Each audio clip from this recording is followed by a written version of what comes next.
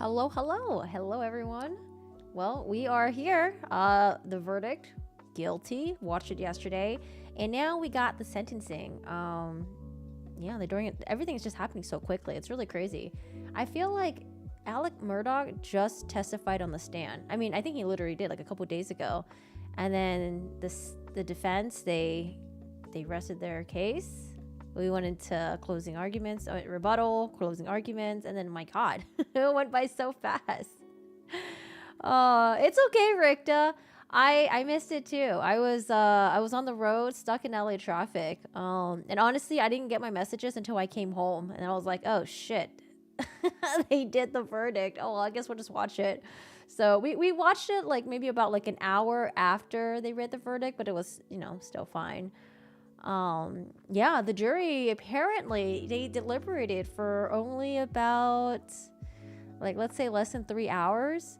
Apparently, from what I've heard, 9 of the jury members were convinced guilty, and there was like 2 others that were like thinking not guilty. One was unsure, but it took them like roughly 45 minutes before they all agreed guilty. So that's really quick. Yeah, that's wild. Hey, Brandon, how are you doing today? How's it going? Yeah, I mean, so, like, honestly, when I was watching the verdict being read, I mean, I mentioned this before, but I don't know, like, when we watched, like, the Depp Heard trial, it was, like, really satisfying. Like, it was really satisfying because, like, this man, Johnny Depp, finally got, like, justice 6 years later, being in this really horrible, abusive relationship with his ex-wife and stuff, and just having his name dragged in tabloids and all that. But like yeah, I don't know, it was different with this verdict because it just felt really sad. Even though it was like, oh yeah, he's like guilty, great, but it was like, I don't know, it was just like really sad. And then seeing him getting handcuffed, being walked out, like I wasn't sad for him obviously, but the whole situation was just really sad. I don't know, I was like, I was about to tear up a little bit. I don't really cry either, but it was just really sad. Yeah. Yeah, I wasn't really expecting it because I thought it was going to be like, yay, guilty. But it was just kind of like, damn. Yeah, I don't know. And then I found, when I was trying to search for a picture of Maggie yesterday, because I was trying to do like a video, I found the website of the funeral house that did all the arrangements for Maggie and Paul.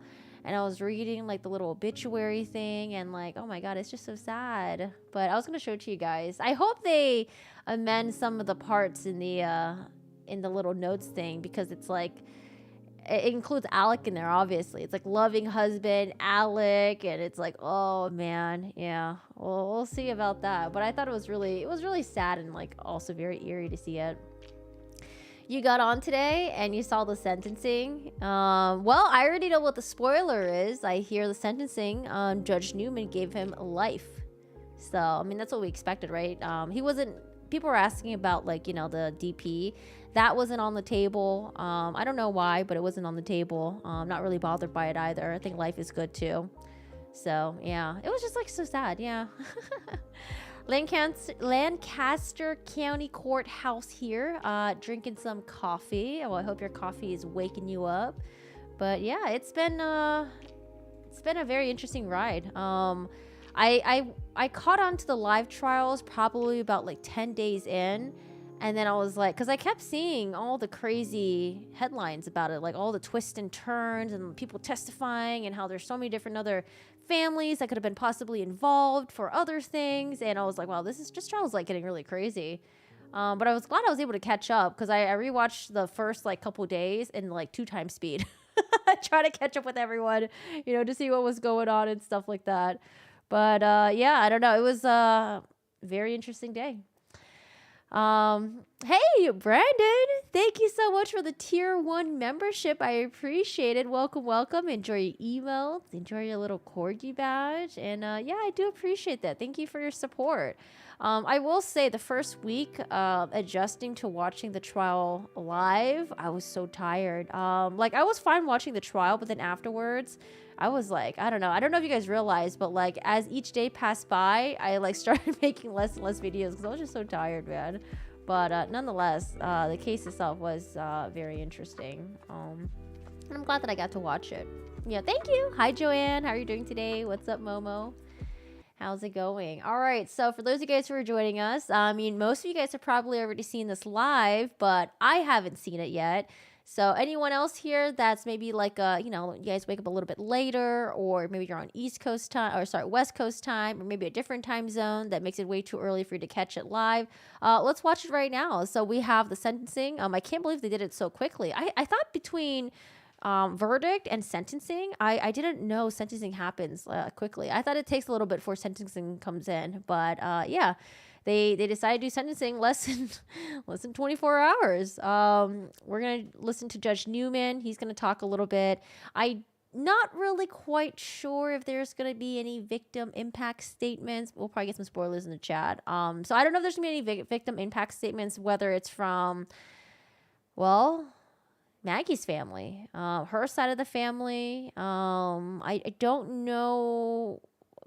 Probably no victim impact statements from his side of the family. I seriously don't think Buster would go up there because yeah, he's been testifying for his dad and everything like that. Yeah, I don't know. Are there any victim impact statements? I guess we'll see about that. Oh, thank you. So yeah, let's take a look. See, I forwarded over here just so I can get like the little thumbnail thing. But let's rewind it back a little bit. Let's listen to Judge Newman. And oh, by the way, and also, apparently one of the jurors, they speak out on Good Morning America. So I wanted to watch that as well. I got a little article up here. Got the jurors speaking up, and then if we have time, we might look into the bye. If we have time, we might look into the Brian Koberger arrest search warrant thing, because I do want to see what they recovered at his parents' house. I kept seeing it in the news, but I haven't actually like read through each one. No victim impact statements. Interesting. Yeah, I don't know. Maybe it's because like they're just like so divided, right? I don't know. That's tough. Doing a victim impact statement towards someone that you once considered family, because you know, it seems like the family members, they're all really close with each other. I remember one of the police officers saying something about how after the murders happened, Alec was supposed to go and like chat with the police officers, but then he was going to go to vacation with Maggie's family. I don't know where they took him, but they all went to vacation somewhere just to relax and kind of just, you know, probably just deal with all the aftermath, right? But yeah, it seems like they're all really close and stuff like that. But yeah, it must be really tough. What will I do now, Corky? Oh man, I'm glad that you asked that. I'm gonna go back to just chilling, okay? I'm gonna go back to just playing video games. I got a couple games that I gotta finish. We have Resident Evil coming out end of this month, so I mainly stream on Twitch, and so I'm just excited to go back to Twitch. You know, like I love doing the trial stuff. It's very long days, lots of editing, but now that I'm just going to be chilling, I'm going to go back on Twitch. We'll pop it on YouTube streams here and there. You know, I promise not to neglect you guys, but yeah, we're just going to chill, honestly. Like, I like it when we have like the high times, and then when we got the chill times, it's a great time to just recuperate too, and just like focus and do other things. I have a lot of yard work to do. You guys, I don't know if you guys been hearing, but like I've been complaining a lot about the yard work that's coming. Got a lot of weeds to deal with, and we're ordering a bunch of mulch and stones, and we're trying to do it ourselves and save money from hiring a landscaper, and I don't know how that's gonna work out, but we'll see how that is. I'll try to vlog it, you know, on my YouTube channel. But for those of you guys who are only here for the court stuff, that's fine too. Totally fine. But yeah, thank you so much for hanging out. We're gonna listen to the sentencing part, and I wonder if it's gonna be just as like kind of like sad as the verdict part. But I do appreciate you guys being here. Everybody was a suspect. All right, we got Jim here doing his closing argument. Oh man, Alec wearing I mean, honestly, that's kind of a nice color.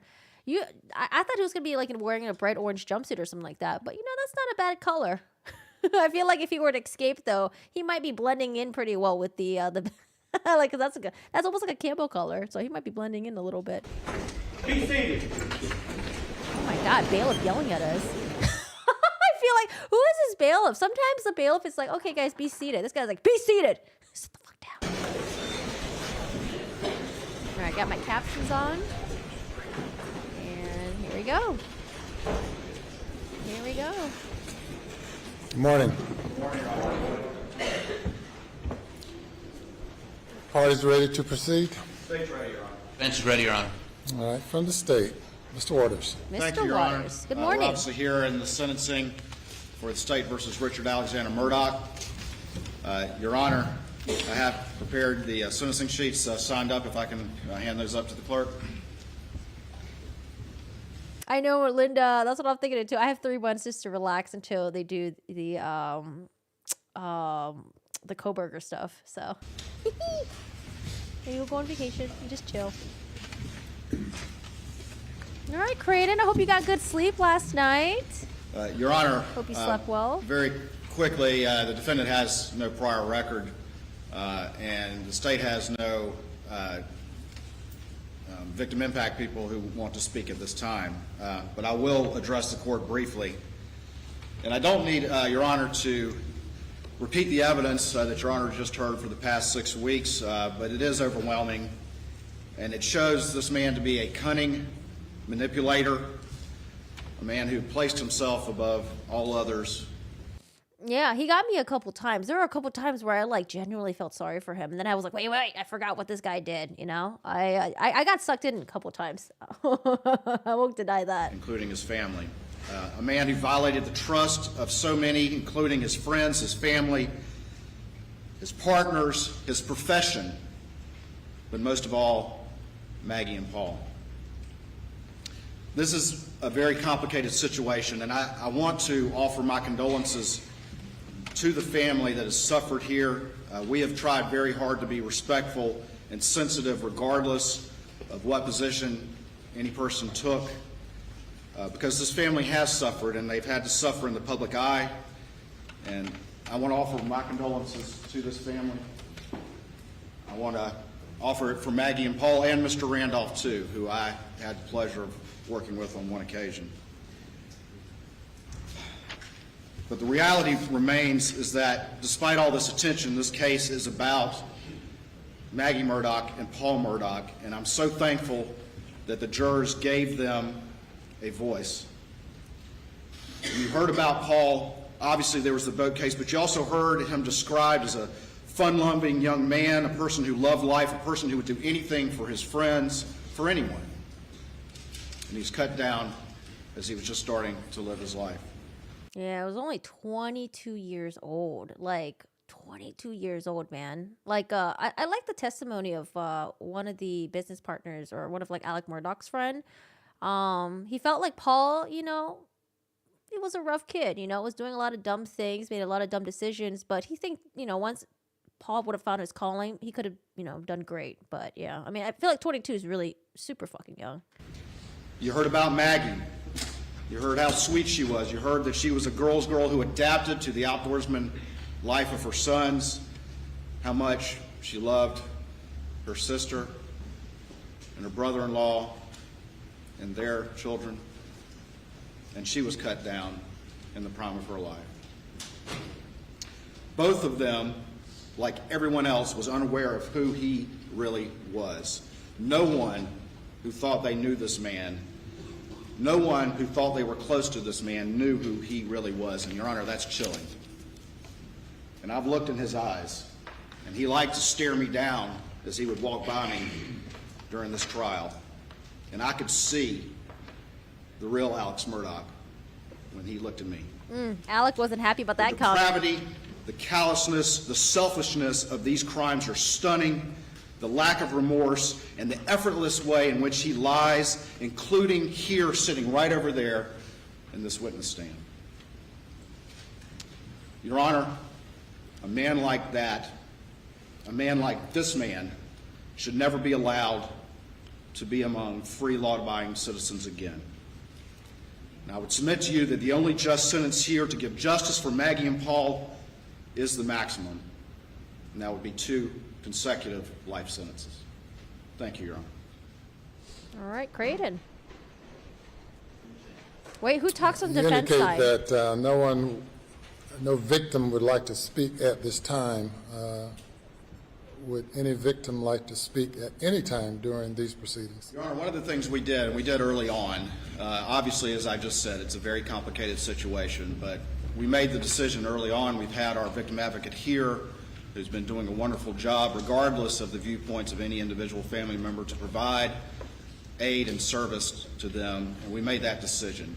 I'm informed by our victim advocate that none of them wish to speak. The defense can certainly address that, but that's what I am informed. But they certainly were offered the opportunity as is required, and I want to commend our victim advocate on the excellent job she did in handling this complex situation that we wanted to be sensitive to, because again, I am. Oh, but you know what?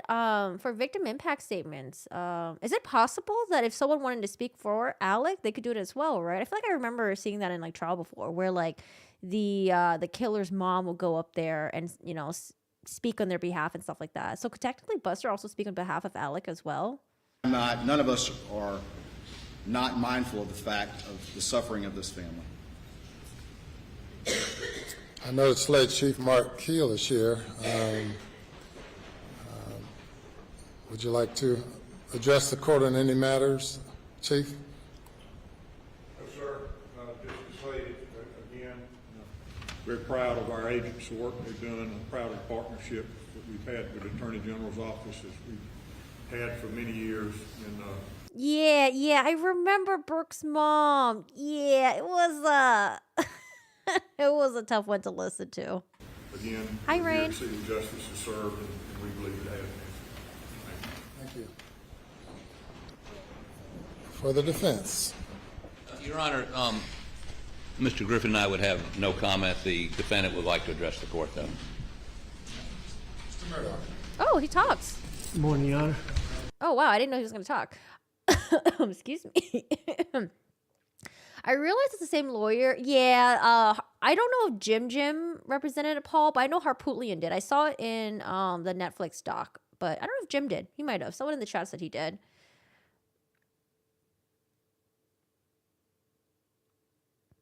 I remember she spoke though. I could have sworn it was her. Oh, you know what? I'm sorry. I don't know. It was part of the. It was just them testifying on the stand, I think. Oh man, the Brooks trial. I didn't watch it in its entirety. I watched just major highlights of it. that was a crap show, man. Yeah, we're gonna watch the interview one too with the juror.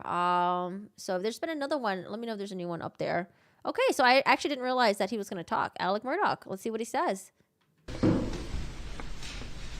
I'm innocent. I would never hurt my wife, Maggie, and I would never hurt my son, Paw Paw. Thank you, Your Honor. Thank you. And I've heard this being said so many times before about other accused killers who use the word hurt rather than kill, murder, slaughter. And I've seen it being criticized so many times that the reason why sometimes they say hurt is because they're trying to minimize what they done. Like, I think Jody says that a lot too about Travis. Jody's like, oh, I would never hurt Travis. I would never hurt Travis. Girl, you ain't on the stand for hurting Travis. You on the stand for killing him.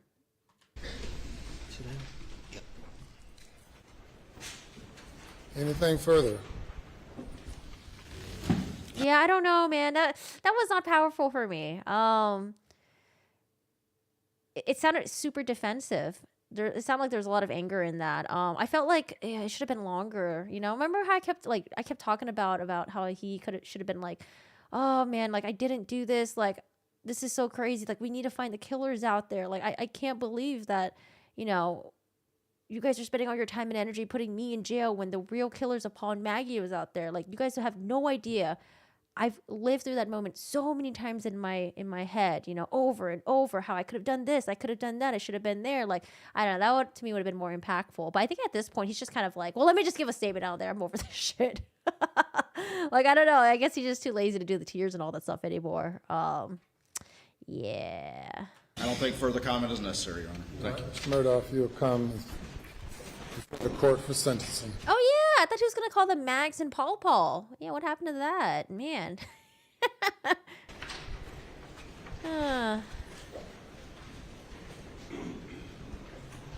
It depends on the county and stuff like that. Sometimes it's orange. Sometimes it's like that color. This has been perhaps one of the most troubling cases, not just for me as a judge, for the state, for the defense team, but for all of the citizens in this community, all the citizens in this state, and as we have seen based on the media coverage throughout the nation, you have a wife who's been killed, murdered, a son savagely murdered,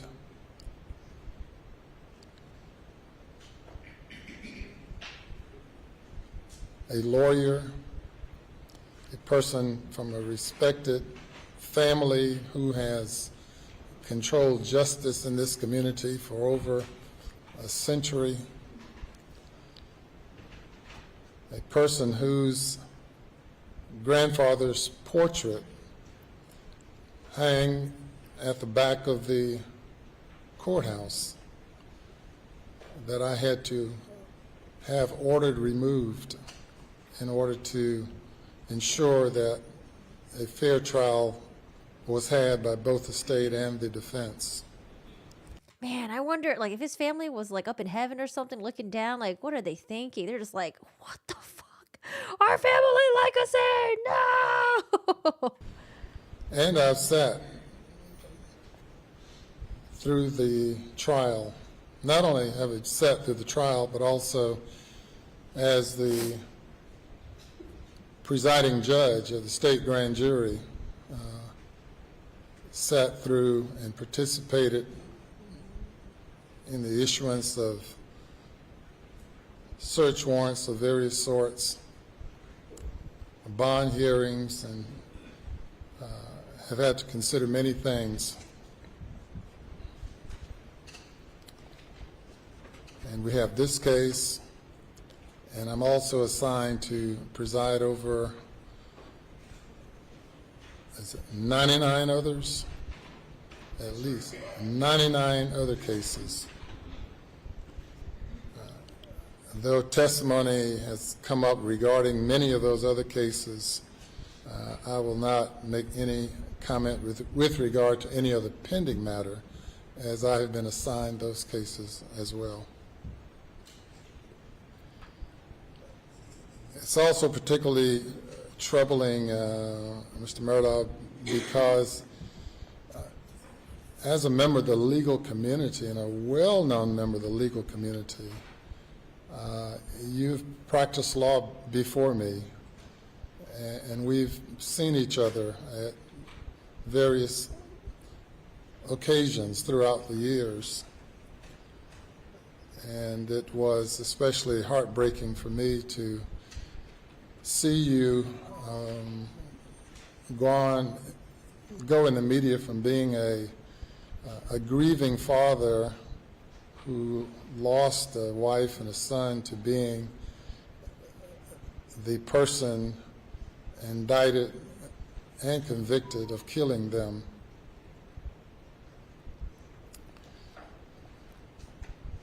And you've engaged in such duplicitous conduct here in the courtroom, here on the witness stand, and as established by the testimony throughout the time leading from the time of the indictment and prior to the indictment throughout the trial to this moment in time. Certainly, you have no obligation to say anything other than saying not guilty. And obviously, as appeals are probably expected or absolutely expected, I would not expect a confession of any kind. In fact, as I've presided over murder cases over the past 22 years, I have yet to find a defendant who could go there, who could go back to that moment in time when they decided to pull the trigger or to otherwise murder someone. I have not been able to get anyone, any defendant, even those who have confessed to being guilty, to go back and explain to me what happened at that moment in time when they opted to pull the trigger, when they opted to commit the most heinous crimes known to man. In this case, qualifies under our death penalty statute based on the statutory aggravating circumstances of 2 or more people being murdered by the defendant by one act or pursuant to one scheme or course of conduct.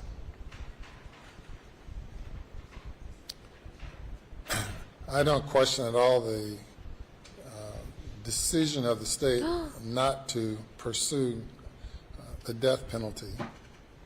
Wait, hold on. I have an invader in the backyard. Give me 1 second.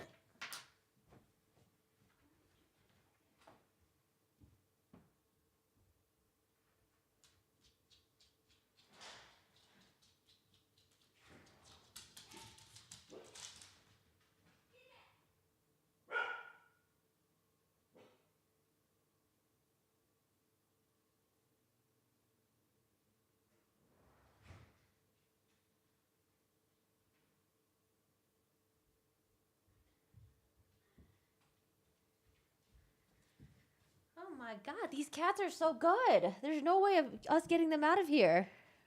We got like little blinds for the fence area. Got these little plastic little spike things underneath so they can't crawl under. Oh my God, these cats are crazy. All right, I'm sorry about that. Kitty cat's gone.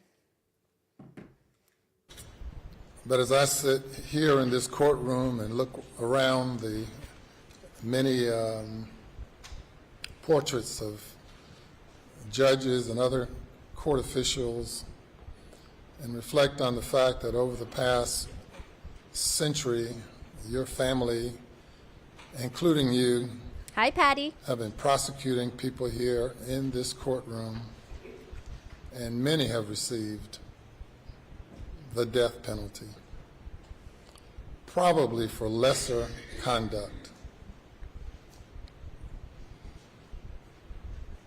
Oh man, he knows it's coming.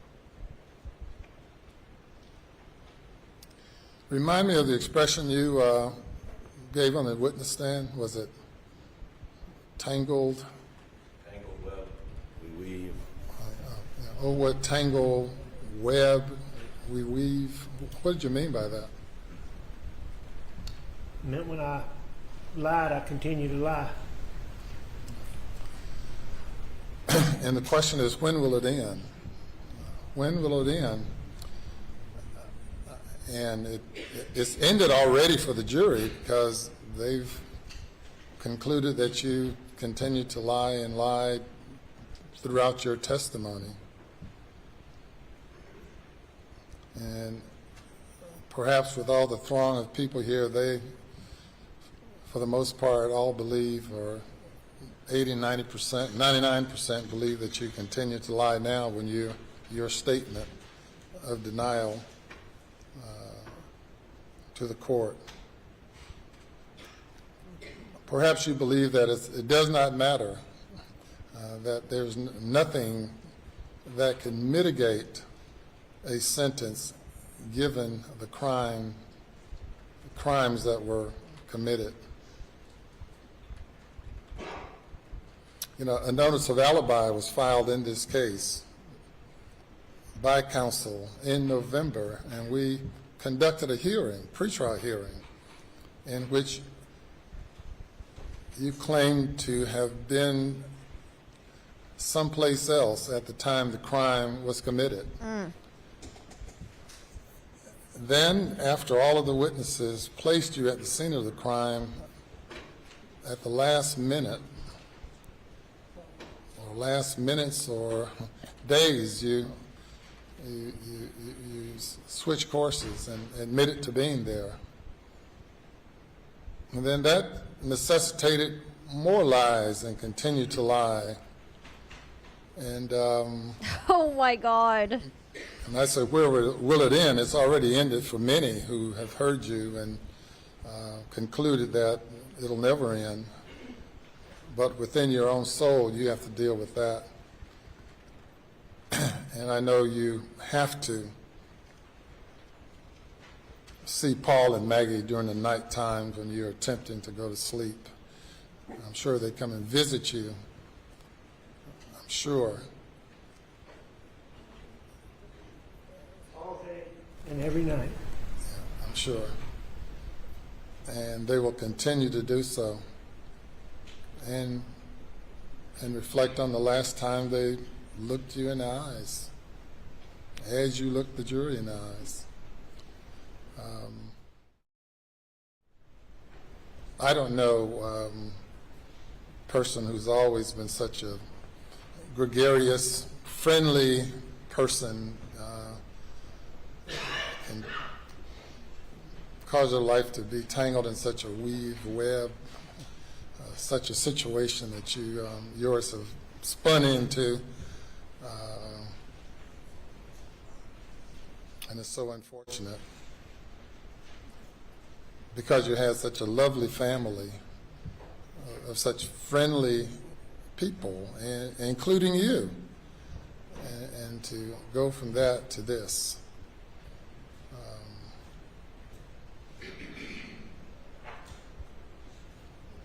You know, your license to practice law has been stripped away from you. You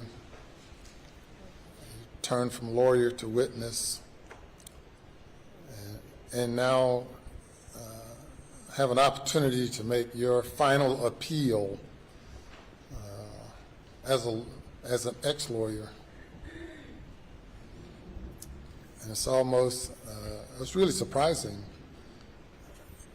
that you're waiving this right at this time. And if you opt to do so, it's on you. You're not compelled to say anything. But you have the opportunity to do so. Judge, I tell you again, I respect this court, but I'm innocent. I would never, under any circumstances, hurt my wife, Maggie, and I would never, under any circumstances, hurt my son, Paul. Well, and it might not have been you. It might have been the monster you become when you take 15, 20, 30, 40, 50, 60 opioid pills. Maybe you become another person. I've seen that before. The person standing before me was not the person who committed the crime, though it's the same individual.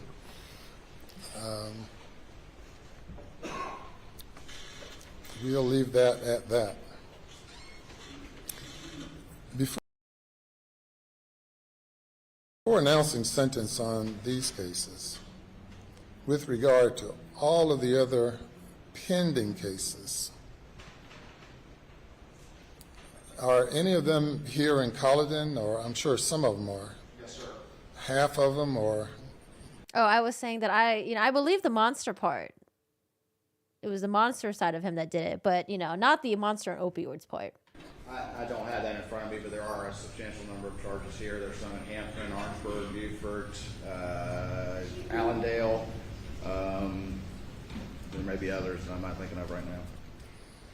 We might have worn out our welcome here in Colleton. Colleton's been great. They have been, and I'll take this opportunity to thank Sheriff Hill and all of the court officials and really everyone I've met and dealt with while here in Colleton County. Just been great. But without any delay, we're going to schedule some of the other matters. I know Mr. Harpootlian's scheduling is complicated, and you've sacrificed quite a bit to be able to be here defending Mr. Murdaugh, as well as the Attorney General's office, with all the other many things and obligations you have and to be able to have the Attorney General here, Alan Wilson, for the period of time that he's devoted to being here, along with everyone else. It's been quite a sacrifice. But there are other victims whose cases deserve to be heard. And this case has jumped some of those other cases. Perhaps jumped it because of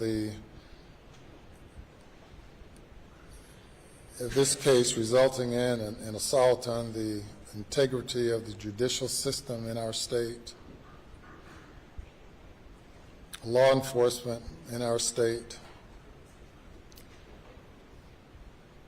Even during this trial, the law enforcement have been maligned for the past 5 or 6 weeks by one who had access to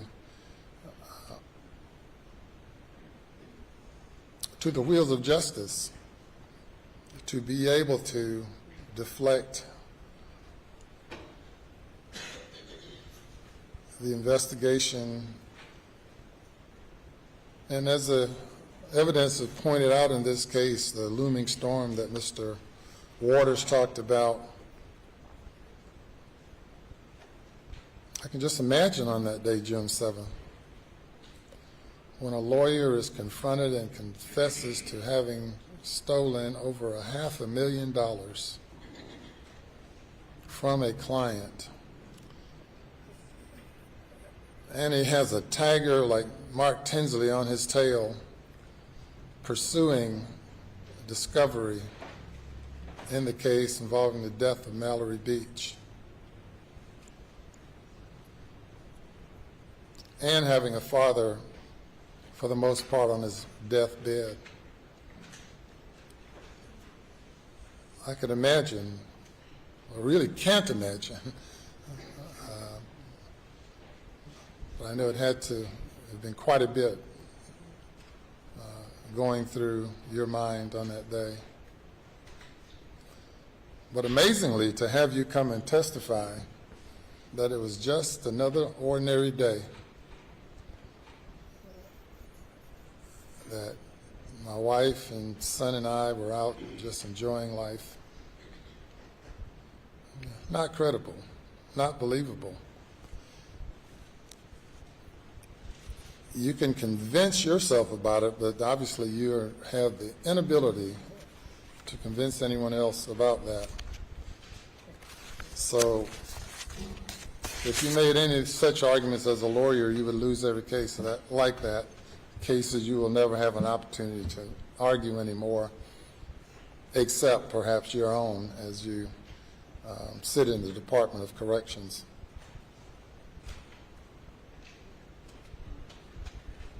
Anything further? No, sir. All right, Mr. Murdaugh, I sentence you to the State Department of Corrections on each of the murder indictments in the murder of your wife, Maggie Murdaugh. I sentence you for a term of the rest of your natural life for the murder of Paul Murdaugh, whom you probably love so much. I sentence you to prison for murdering him for the rest of your natural life. Those sentences will run consecutive. Under the statute involving possession of a weapon during a violent crime, there is no sentence where a life sentence is imposed on other indictments. That is the sentence of the court, and you are remanded to the State Department of Corrections. Jeez. And officers may carry forth on the imposition. Well deserved.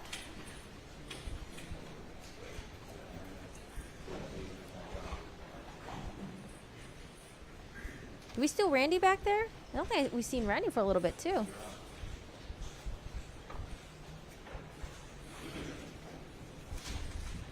Yes, sir. May we approach? Yes, sir.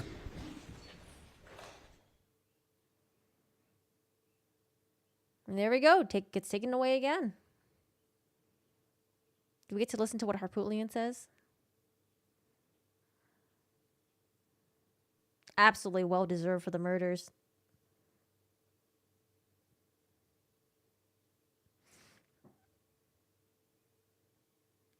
So Harpootlian, let's talk about what he's going to try to appeal. So I've heard that he wants to appeal letting all the financial stuff in. But you know what, honestly, even if the financial stuff, even if it didn't come in, I don't think the financial stuff was really... I think people would have been convinced that he did the murders anyways, even without all the financial stuff. But the financial stuff was there just to show that, like, what the possible motive could have been.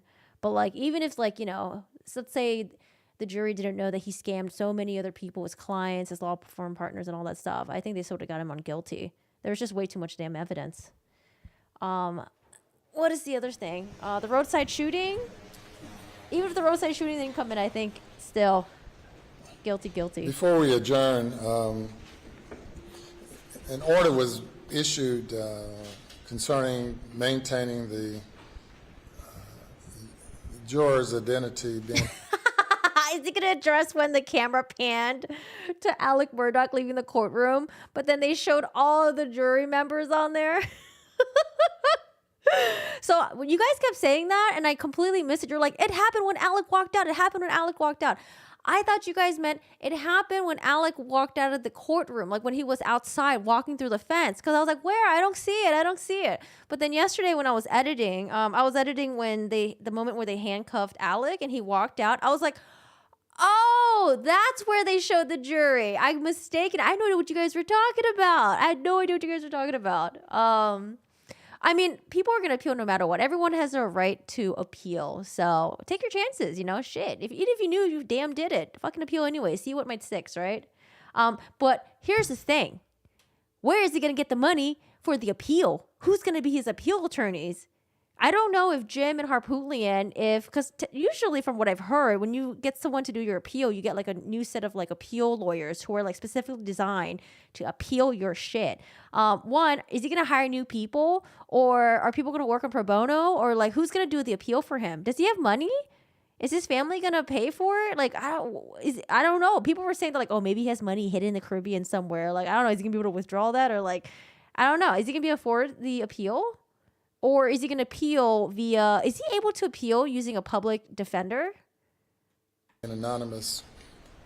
That order was issued, and for the most part, it's been complied with. Except for... Except yesterday when they showed the jurors on the camera. As far as I know, we'll watch the thing. For the jury leaving the courtroom yesterday. Or not the jury, but the defendant leaving. Harpootlian took the case pro bono. Oh, does it say that in an article anywhere? Where does it say that? Corgi, what I read was the judge gave multiple warnings to the family, not on the camera. He was also moved their seats back in the courtroom. I heard that apparently a sister may have passed something to him. And then she was ordered to sit in the back. But like, as far as like the middle finger thing, like I've seen it, like this guy just like, he just numbs on his fingers. I don't know if there's anything, I don't know if the judge may have reprimanded him for something else that he did, but like, I think the middle finger thing has just been, I don't know, it's been nonsense. Look, the guy was just biting his fingers. He's just biting his fingers. You also see him biting his fingers when he's on the stand as well. Was he trying to flick off everyone in the courtroom? Nah, this guy just bites his fucking fingers, man. He just numbs on it. But yeah, as far as like being reprimanded for other things, it's possible. Courtroom while the jury is still seated.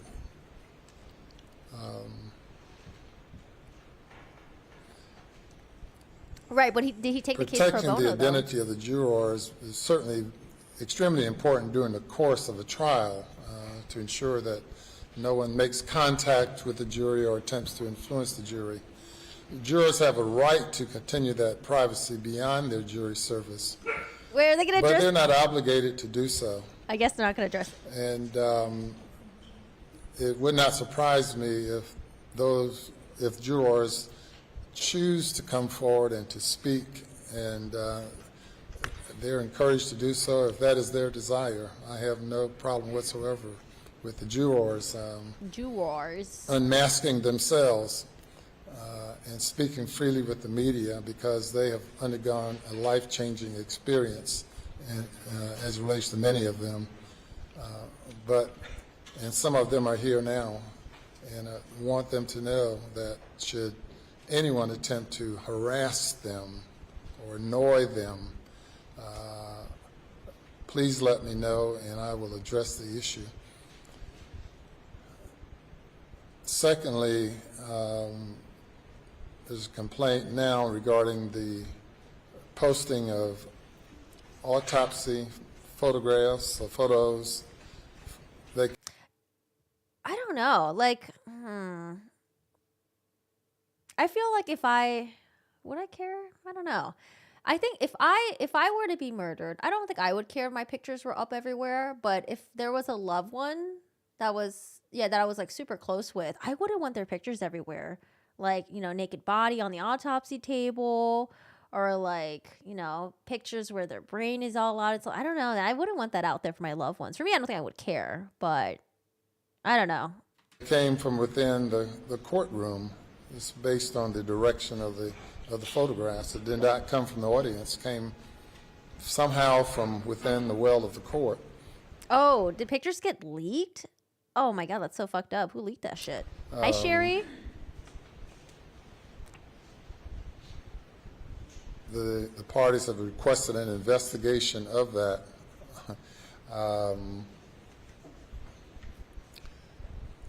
I have my hands full doing my job, and I don't attempt to conduct any investigations beyond the conducting of a trial, but to the extent that law enforcement decides to review that, that's would be the responsibility of law enforcement. Yes. And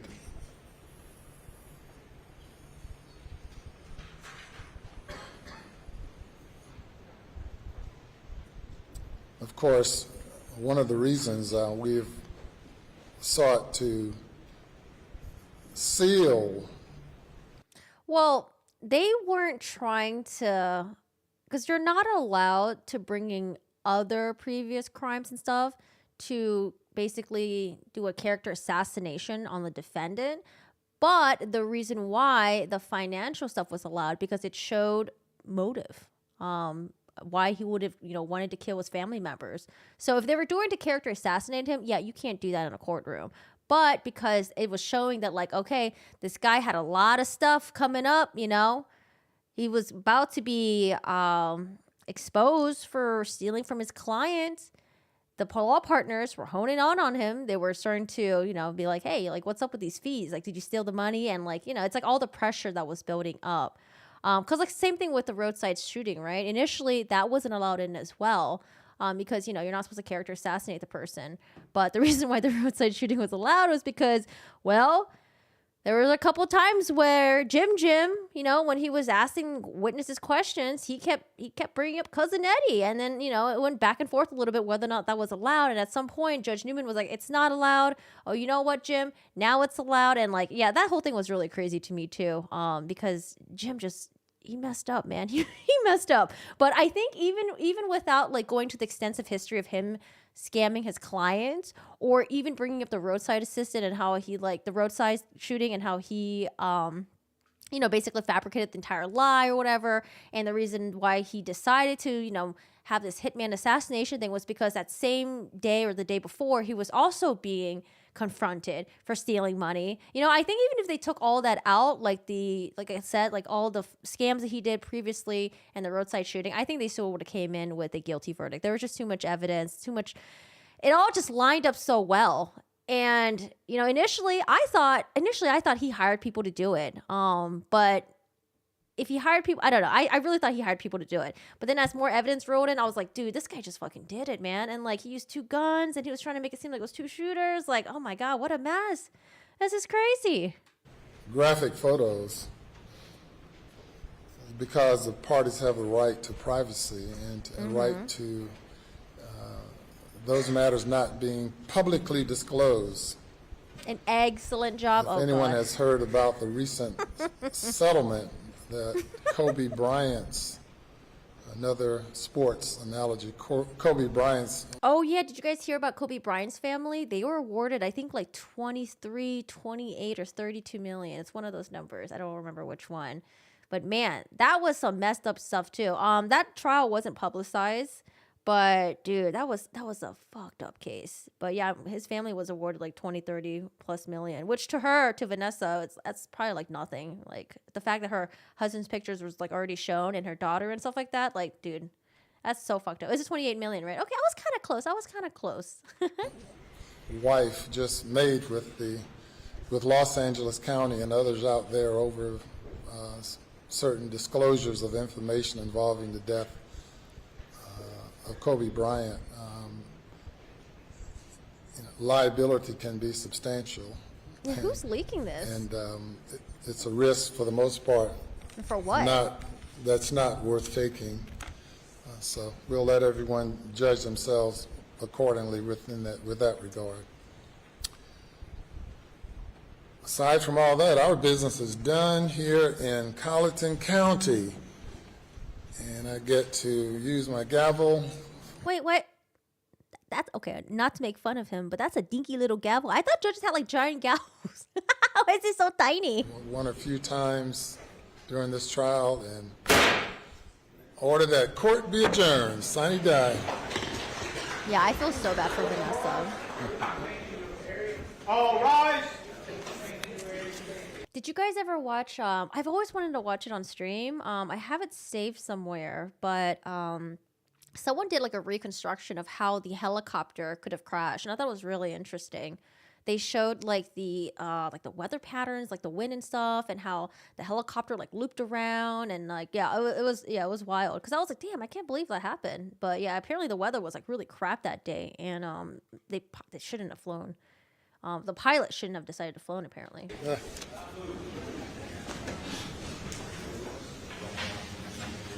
It's tiny but loud. You should get yourself a gavel too. I wouldn't mind a nice little wooden gavel. Just start slamming it around. Oh man. Do we see Randy there today? Randy, where you been? I feel like you stopped coming in, Randy. Maybe Randy's got a big case he's working on. You know, he's too busy to show up.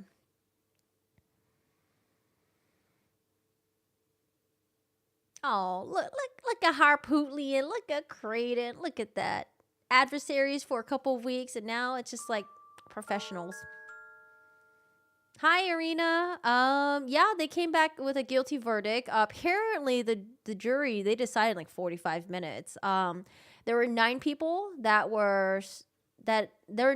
said guilty, 2 that were on not guilty, and then 1 that was unsure. But apparently, after 45 minutes of talking, they all went with guilty. 45 minutes.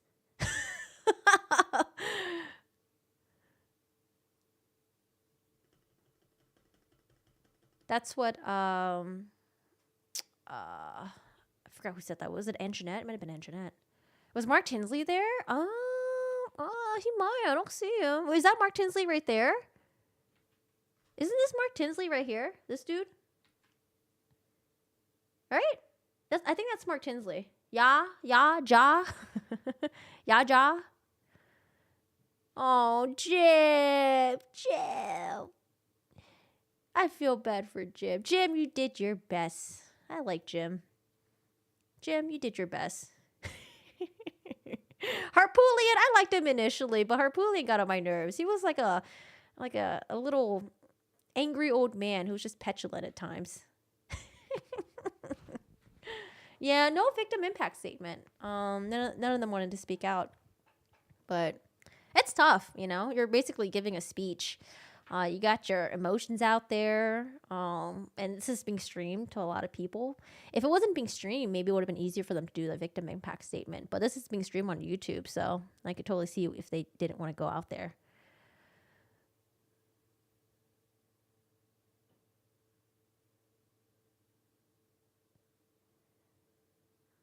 And I don't think I've been seeing Maggie's sister either. Oh, Mr. Barber. Mr. Angry Barber.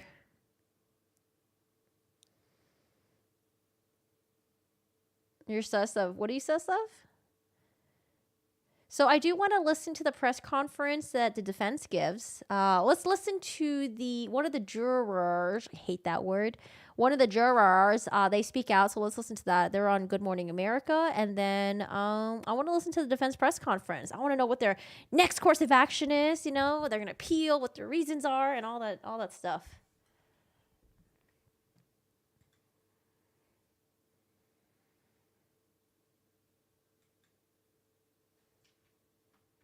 We still haven't found out who this guy is. This gentleman over here. He's been dressing up really nicely every day. Someone called him an Easter egg the other day. Sometimes he's got a little cowboy outfit going on. The little detective called Alex from Beyond the Grave. You know what worries me though? Because like, what if Paul didn't take those 2 Snapchats? Would the case have gone this far? Because, you know, I don't know. Even, oh man, I don't know. Like initially, right? Initially. If they initially didn't have the videos, would they have been able to take it this far?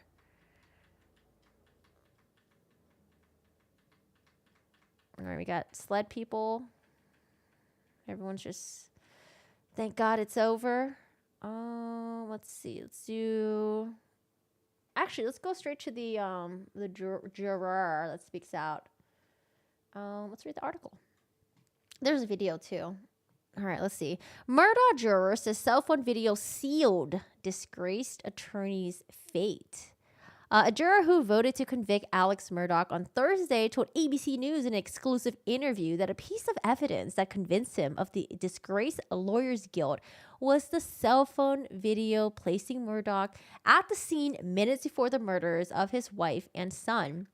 It was certain it was Murdaugh's voice, Craig Moyer, a carpenter, said as he recalled the background voice he heard during the first watch of the video captured by Murdaugh's son. The video was taken in the family's dog kennels by Paul Murdaugh, 22, who later that night was brutally murdered, along with his mother, Margaret, 52. Everybody else could hear Murdaugh's voice too, Moyer said, referring to the other jurors. Moyer's comments to ABC's Eva Pilgrim came just hours after he voted to convict Murdaugh, and concluding the small-town South Carolina saga, which documented the downfall of the blah, blah, blah, blah, blah. In court, Moyer watched closely for Murdaugh's reactions. He said he locked eyes with him as the prosecution played the cell phone video. His body language appeared to suggest he knew what was coming. His tears, which would have been poured over by court TV watchers, looked to Moyer more like blowing snot. Oh, yuck. When Murdaugh took the stand, he came off as a big liar, Moyer added. He said the former trial attorney's answer seemed too quick and clearly rehearsed. He knew what he wanted to say. I mean, he's a lawyer, he said. I didn't see any true remorse or any compassion or anything. But Moyer took Murdaugh at his words when he surprised the courtroom and admitted that after months of denials, it was his voice on that video. It was then that Moyer said he knew how he would vote. When he and his colleagues arrived at the deliberation room late on Thursday, Moyer said they passed over the small talk they had entertained during the 6 weeks of sworn silence and took a poll on Murdaugh's guilt. 9, including Moyer, believed the defendant was guilty. 2 thought innocent. 1 was unsure. He said the jury then watched a responding officer's body cam video taken at the crime scene. The heart of the brief debate surrounding shotgun shells, which he said the not guilty voters put forward as evidence of Murdaugh's innocence. During trial, the defense suggested there were 2 triggermen, but the prosecution maintained only 1 man who was in the position to commit the crime was Murdaugh. It only took Moyer and the majority 45 minutes. 45 minutes to turn the holdouts, he said. The evidence was clear, he added. 45 minutes. Oh, my Lord. Okay, maybe I shouldn't have read this article because I think the video is just going to be a spoiler alert. Jeez. Okay. Okay, we could watch the video. Sorry, I think the video was a spoiler alert. My bad. Or the article was a spoiler alert. Let's watch the article. And then I'll be pausing here and there and just maybe make some comments, all right? So this is on Good Morning America. It happened this morning. Good Morning America. All right, we got some ads. Let's let the ads roll in. Hi, y'all. Hey, Rob. Hi, Bleep. What's going on? How are you guys all doing today? Hello, hello. I found another crime scene reconstruction video. If you guys want to take a look at that as well. It was pretty interesting. I've seen 2 so far. His fake car shooting still remains. Oh, God. I know that whole situation is just so embarrassing. Yeah, just very, very embarrassing. All right. Good morning, America. Hello, everyone. I'm just going to get to the meat of it. Let's see. Oh, here it is. This guy right here. I wonder if he gets any money for appearing on here. Took a vote. It was 2 not guilty, 1. Wait, sorry. This audio is like really low, or he's like ASMR whispering to us. Okay. All right. Audio is up. Let's try that again. Taken out of the courtroom. Now, in an ABC News exclusive, juror Craig Moyer breaking his Craig silence, Moyer. revealing how Hello, the Craig. jury came to their decision. When you first got in the room, you took a vote. It was 2 not guilty, 1 not sure, and 9 guilty. What was your vote Guilty, from the start? yes. Moyer says it didn't take long to get everyone on the same page. We started deliberating, going through the evidence. Everybody was pretty much talking, and about 45 minutes later, after all our deliberating, we figured it out. So it took basically 45 minutes for you guys to come to a decision. Probably about 45, maybe an hour. That's really fast. Jesus. Yeah, I don't know. I thought I was the one that thought this whole thing was going to take 2 to 3 days. Damn, 45 minutes. The evidence was clear. He says it was this piece of video Doggo. featuring Alec's voice at the crime scene moments before the murders that convinced him. I hear his voice clearly, and everybody else could too. Alec finally admitting it was him for the first time a year and a half after the murders. Okay, so let's say if Alec Murdaugh admitted it from the very beginning, like, hey, I was at the kennels with Paul and Maggie, but then, I wanted to go check on my mom. Maggie wanted to stay back with the dogs with Paul. Like, what if he had said that initially in the investigation? Do you think he could be believable? No, there's just too much against him. We got like the steps. Yeah, I don't know. Oh, the steps, the lack of phone activity in Paul and Maggie's. Oh, man. The OnStar.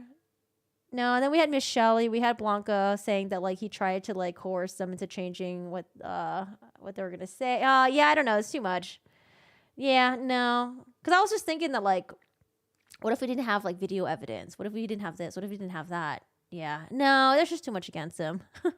When he said it was him, were you surprised? I was very surprised. Why? Because there are times where people are convicted, but you have no idea how they could have done it, right? The prosecution could only kind of like leave it to your imagination to fill in the holes. But the fact that they were able to give like, this happened, this happened, this happened, this happened. And then you can kind of see like, you know what? I could totally see it happening that way. You're right. So I think that was one of the things that really helped the people a lot as well to make their That was decision. his only savior right there. For some people, it's so hard to understand how a husband, especially a father, would kill their own son. Oh, and the reason why I dropped the him hiring hitmen theory was because, well, not only was there like, they didn't have any evidence of other people being there at the crime scene, right? But because if he hired people there, that he would be damn sure to make sure he had a solid ass alibi. He would have hired people to done it, and then he would have been way out of fucking town. He would have been like 2-3 states away or something like that, just to make sure his alibi was completely freaking solid. He wouldn't have even stepped foot in the kennels. He wouldn't even be like, sleeping at the house, or like maybe even 10 minutes away at his mom's house. He would have like a solid freaking alibi. He would be like somewhere else with a bunch of like witnesses to be able to say that like, oh, during the times of the murder, Alec was with me the entire time. So that's why I was just like, nah, I don't think he hired anyone. What made you so sure that he had? His responses, how quick he was with the defense, and his lies, steady lies. Did you feel like he was a liar? A good liar, but not good enough. Moyer also not convinced by moments like this. Alec appearing emotional on the stand. What did you think when Alec Murdaugh took the stand? I didn't think much of him. Really? Really. I didn't see any true remorse or any compassion or anything. Even though he cried a lot on the stand. He never cried. He never cried. What do you mean by that? All he did was blow snot. Did you not see tears? No tears. How did you know he wasn't crying? Because I saw his eyes. I was this close to him. Moyer says he also didn't buy the defense's argument that Alec didn't have enough time to commit the crime and create an alibi. The defense said there's no way he could have done all these things, clean everything up, get it all ready, and then go to his mom's and come back in that short amount of time. I think there's just enough time. All those factors leading the jury to hand over that guilty verdict. If you really look at everything, it's all plain and clear. And the judge delaying sentencing until this morning so that victims could make. Or anything else? I think that's about it, right? Very short interview. Oh, this is Creighton. Oh, shit. I didn't even know Creighton was here. Hi. Oh, I see what Creighton has to say. What's up, Creighton? Well, I think I explained it with what you heard the jurors say. We presented a very compelling and strong case, and I think that it didn't take them long to figure this out. They looked him in his eyes, much as I've had the chance to do, and realized who this person really was. And I think that really was the final thing that led this jury to come to the right conclusion. You finally did it. You started out, though, with 2 jurors saying not guilty, 1 juror not sure. Was it that video that made the difference? Absolutely, I think it was. That was something that the defendant could never account for. And I think, though, he was still hoping that that evidence wouldn't be as strong as it was. He initially claimed, because there was one young man who thought he heard him on the phone, and he said, well, he's got to be mistaken. I think he thought he could get around that. But as we continued to put up family and friends, people who were very close to him, none of whom who knew who he really was, it became very compelling, and I think that's what motivated him to try to take the stand and see if he could give one last closing argument to these jurors. Well, that's what I wanted to ask. As you heard, though, it didn't work. That's what I wanted to ask you about. Were you surprised he decided to testify? No, I thought that he would do it all along. Really? I think that he's been able to... Cray also got ESP. In this community, he's been able to talk his way out of accountability his entire life. And people like that are convinced in their own ability to do so. So the second the defense put in an exhibit in the case, I was pretty convinced he was going to testify. That's usually a pretty good indication. You mentioned that he talked his way out of accountability his whole life. He was a skilled attorney. So what was your strategy going in on cross-examination? Well, my strategy was to initially establish that and establish who he was. I thought it was very interesting that he would not even concede to these jurors that he was wealthy. And that was sort of the idea, was to get him talking about himself and about his life, but then to first of all, hammer home the financial aspects of this case and the many lies that he had told to people that trusted him, and then move into the specifics of his new story that he was now telling the world for the first time, at least publicly. And I think that's very compelling and ultimately was convincing to the jury. Yeah, well, once you definitely establish that he's a liar, has been a liar for most of his career, that's really the kiss of death for a defense witness, right? Well, I think it is, but it's not just being a liar. In this case, it was him being a liar about being at the scene with the victims just minutes before their cell phones went silent forever. And that is a very compelling lie. And of course, I made the argument to the jury, and the team did, and this was obviously a team effort, that, you know, what kind of reasonable father or husband would lie to law enforcement about such a crucial fact in that moment, and only one who really knew what had happened. But when you lie about being at the scene with the victims just minutes before the crime happened, that's pretty compelling evidence. Are you now looking into the death of the Murdaugh's housekeeper? Well, I can't comment on any pending investigations. This thing that has been investigated. Yeah, I heard they were gonna exhume Gloria's body, and then also apparently they reopened the case for Stephen Smith as well. So other 2 deaths that were involved, that had like Murdoch's names involved as well. But yeah, I don't know. What else is there? Oh, that's right. I did want to listen to the press conference. Someone in chat said the defense did a press conference. Okay, this is like law enforcement. It looks like law enforcement people, right? Yeah, law enforcement. Dun, dun, dun, dun, dun, dun, dun, dun. Is this them? Oh, is that them? Is that Harpootlian? Is he wearing fashionable glasses? Hello?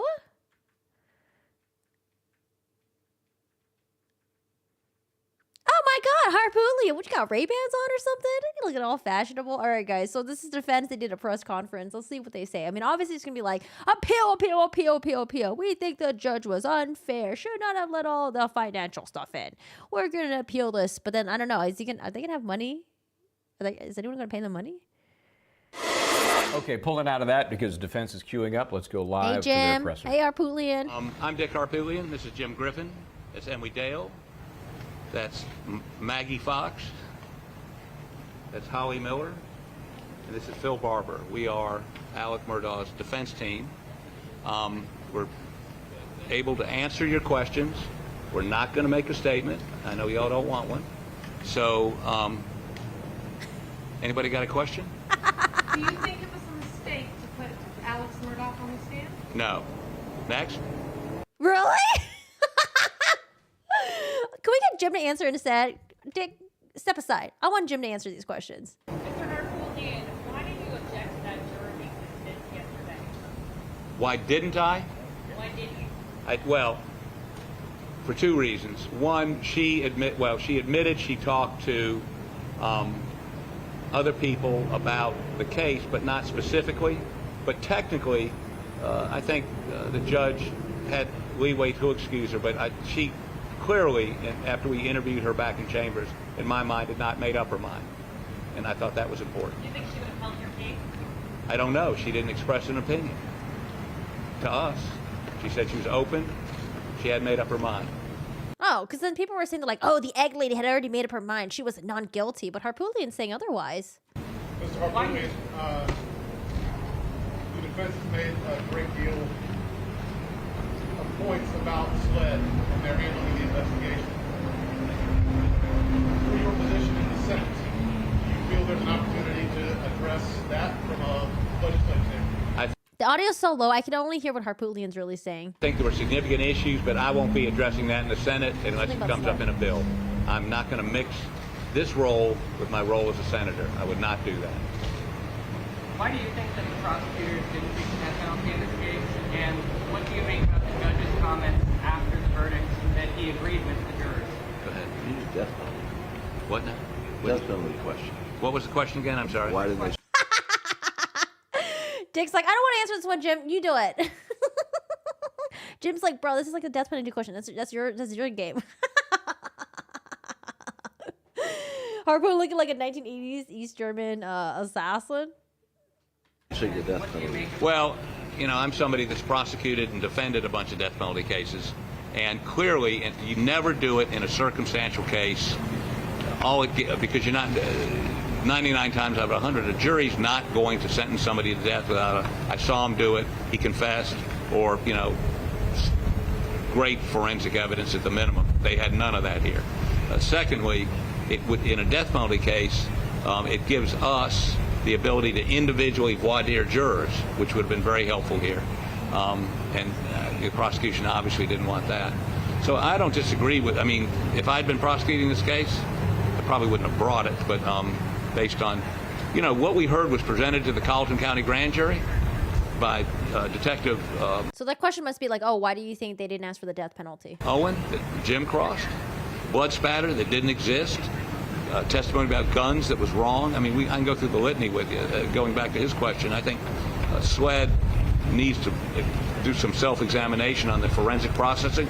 They did not. I mean, one of the things we complained about was that Maggie's phone would have had all her GPS data on it if they processed it within 5 days. And they But would it have been helpful to your client, Mr. Harpootlian, or would it have been damaging? because they didn't, the GPS data got overridden. I mean, it was just one, which would have been helpful to Alec. It's fingerprints, footprints, and all kinds of forensic things that weren't done.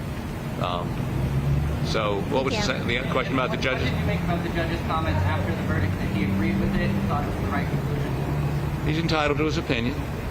Mr. Harpootlian, can you expect an appeal anytime soon? 10 days we'll be filing an appeal. What do you believe is strong? Oh, 10 days, file an appeal. Okay. Grounds for an appeal? What'd you say? What do you believe the strongest grounds for an appeal are? But It was the admission of all the financial The question was, what do you think is your strongest ground for appeal was? And now Jim is going to talk about the finance stuff. crime evidence, and that was offered up, as evidence of motive, that because he was confronted about one financial transaction involving attorney's fees by the chief accountant of the law firm, that was being offered as motive for why he would go home and kill his wife and son, which we thought was illogical and ludicrous, and there really was no evidence linking one to the other, and we did not think it should come in.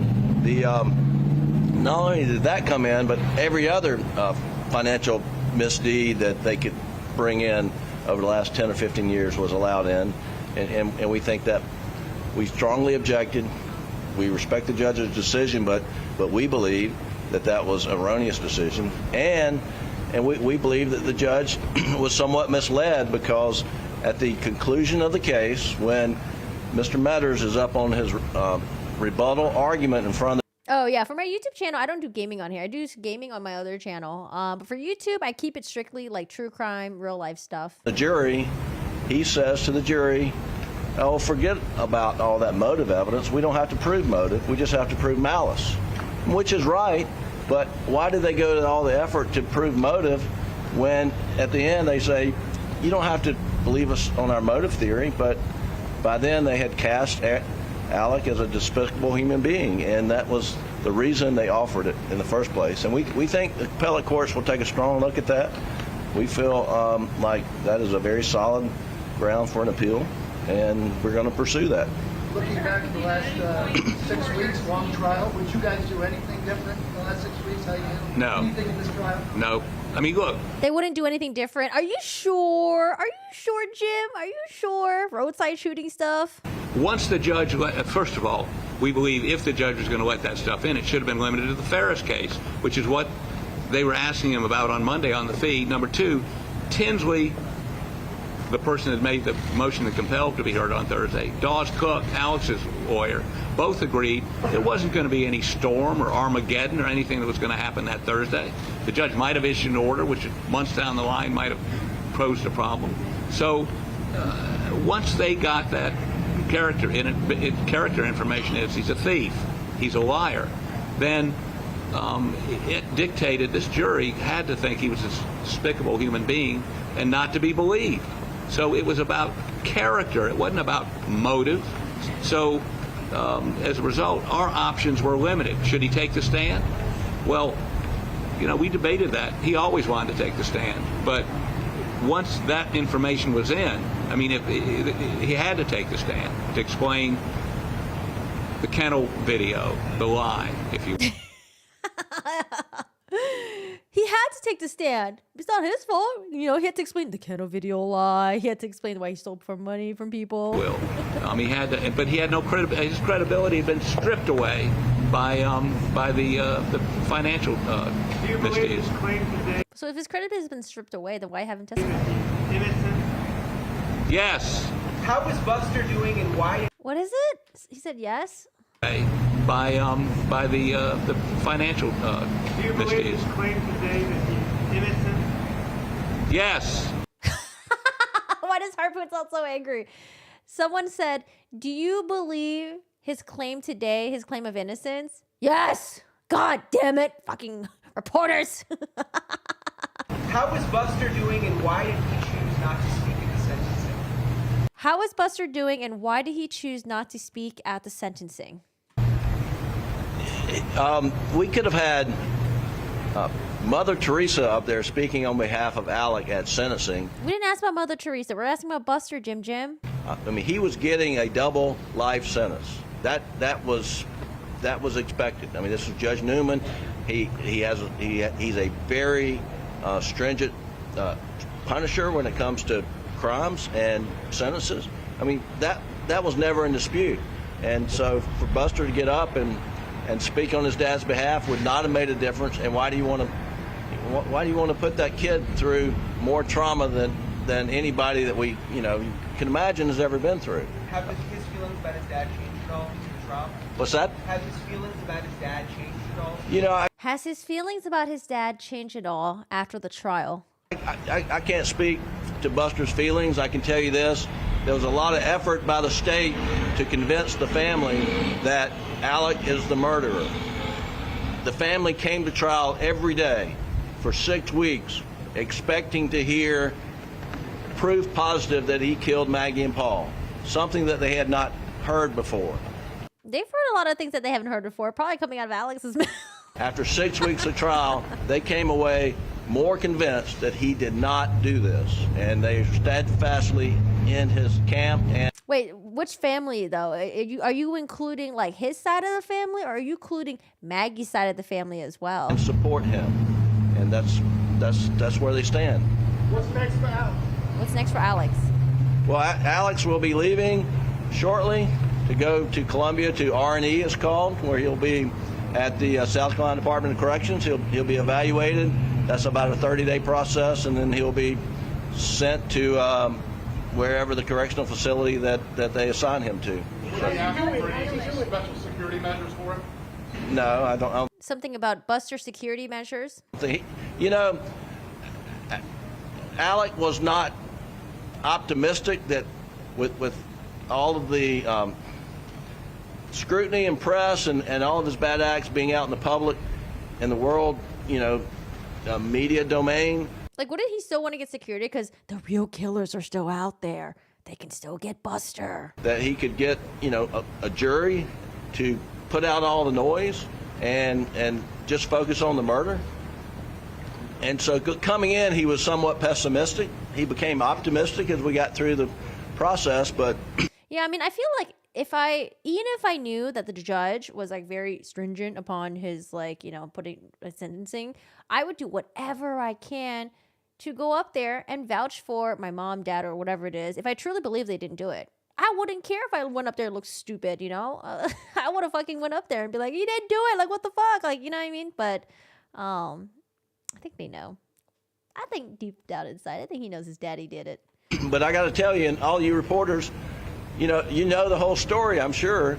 And if you're sitting on that jury, they heard everything that would be in an HBO documentary, a Netflix documentary about the Murdoch family dynasty downfall, except the Stephen Smith matter. I mean, so we... Jim over here advertising for Netflix and HBO. We were hoping to get a jury to put all, that could ignore the noise, focus on the murder, and we ended up trying a case that they could have watched on Netflix.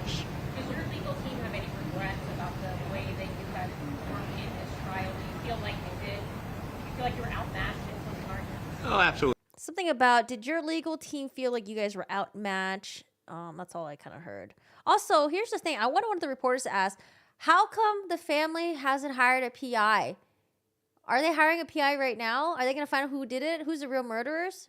Is that going on right now? Is there ongoing PI you guys got out there? Absolutely not. I mean, not outmatched. I mean, look, they won this case the day the judge bought into letting them put every piece of, stealing from kids who lost their mother, from somebody with pancreatic cancer, somebody that's a paraplegic. I mean, all of that 2.5 weeks, by the time they got done with it, it didn't matter about final argument. It didn't matter about what we put up. No, it still mattered. It still mattered. They would never, ever, ever acquit him after that. No, that's not true, Harpoot. Come on. Last You know better than that, Harpoot. question. What your grounds for appeal will be? You said it's going to be 10 days. Can you lay out your key arguments in that? We'll file something not in 10 days, but we'll file a notice of intention to appeal. Then we've got 30 days, I think, to file a brief.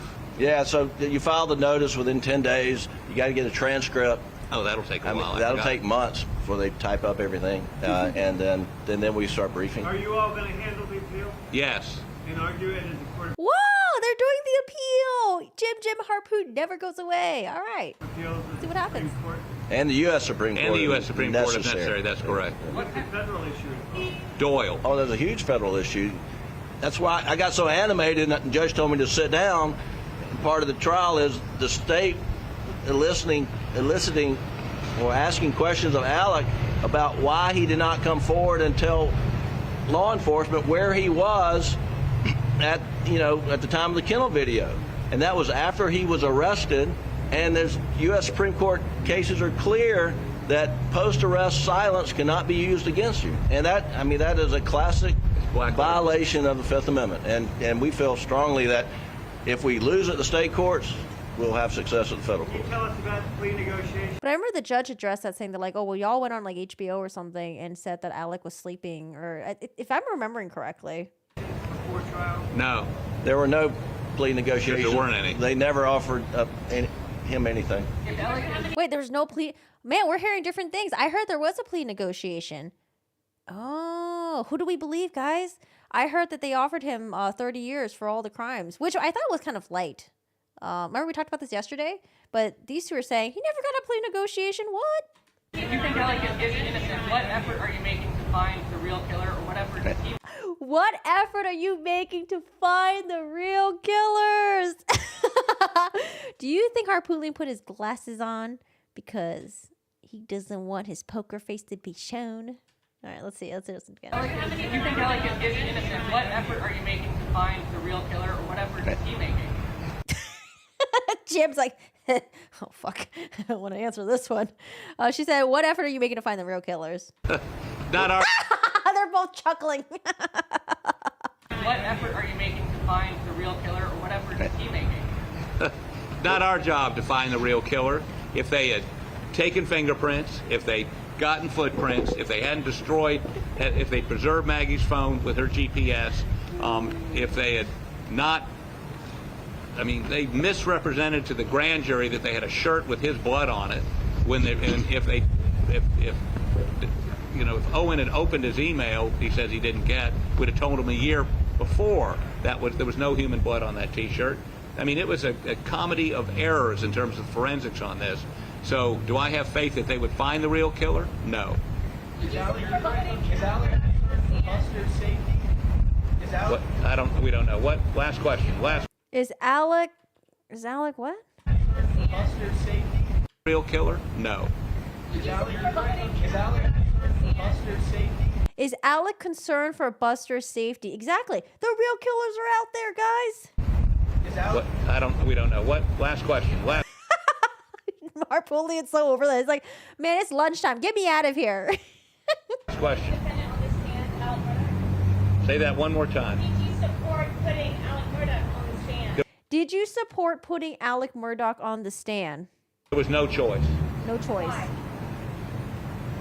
Because he'd been made out to be a monster who stole from children and crippled people and that's not a politically correct word.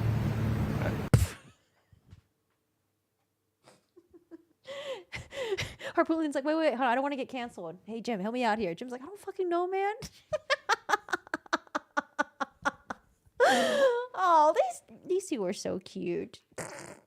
He'd been made out to be a monster who stole from children and crippled people and that's not a politically correct word.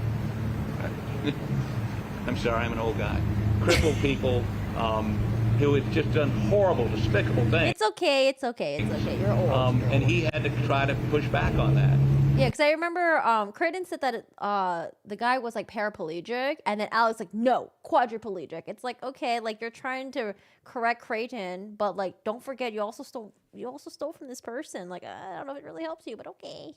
And if he'd went that way without taking the stand, he was toast. Taking the stand, could he pull it off? Apparently didn't. In hindsight, do you regret not asking for a change of venue in this case? Not really, because we checked. I mean, we did focus groups in this case in a county way far away from here. 8 of the 10 people on the 2 focus groups knew all about this case. I mean, there was nowhere you could go that you could find. We believe you could find a jury that didn't know, hadn't watched TV, hadn't read the stuff you write or the stuff the Twitter stuff. And by the way, one of the good piece of information as this trial is over, Griffin can start tweeting again. That's right. Griffin can start tweeting again. I'm actually not really on Twitter, but I wonder if he's tweeted anything yet. Thank you, guys. Thank you. That was a very interesting press conference. Oh, they even let Mr. Barber speak. Oh, Mr. Barber. Great question.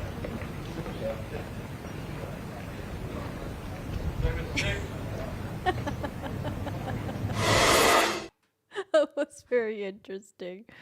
Oh man, that was very interesting. I mean, honestly, Putin's when he said crippled people, that's something that I would have said too. Like, and then you've been like, wait, shit, you're not supposed to say that. Wait, it's something else, I think. So I would have made that honest mistake as well. All right, guys. Are we caught up? I think we're caught up. Are we here? We got the jurors. We got. Does anything else happen afterwards that you guys know of? Press conference, and then everyone just talks about it. I think only one juror has come out so far, and then yeah, we'll keep an eye out. Well, keep an eye out, and we'll see what else we got. I'm gonna use the restroom really quick, but let's see, it's 11:23 right now. Oh yeah, I wanted to show you guys this because I thought it was so sad. But I'm gonna use the restroom really quick. I found this yesterday when I was looking for a picture of Maggie. Give me 1 second.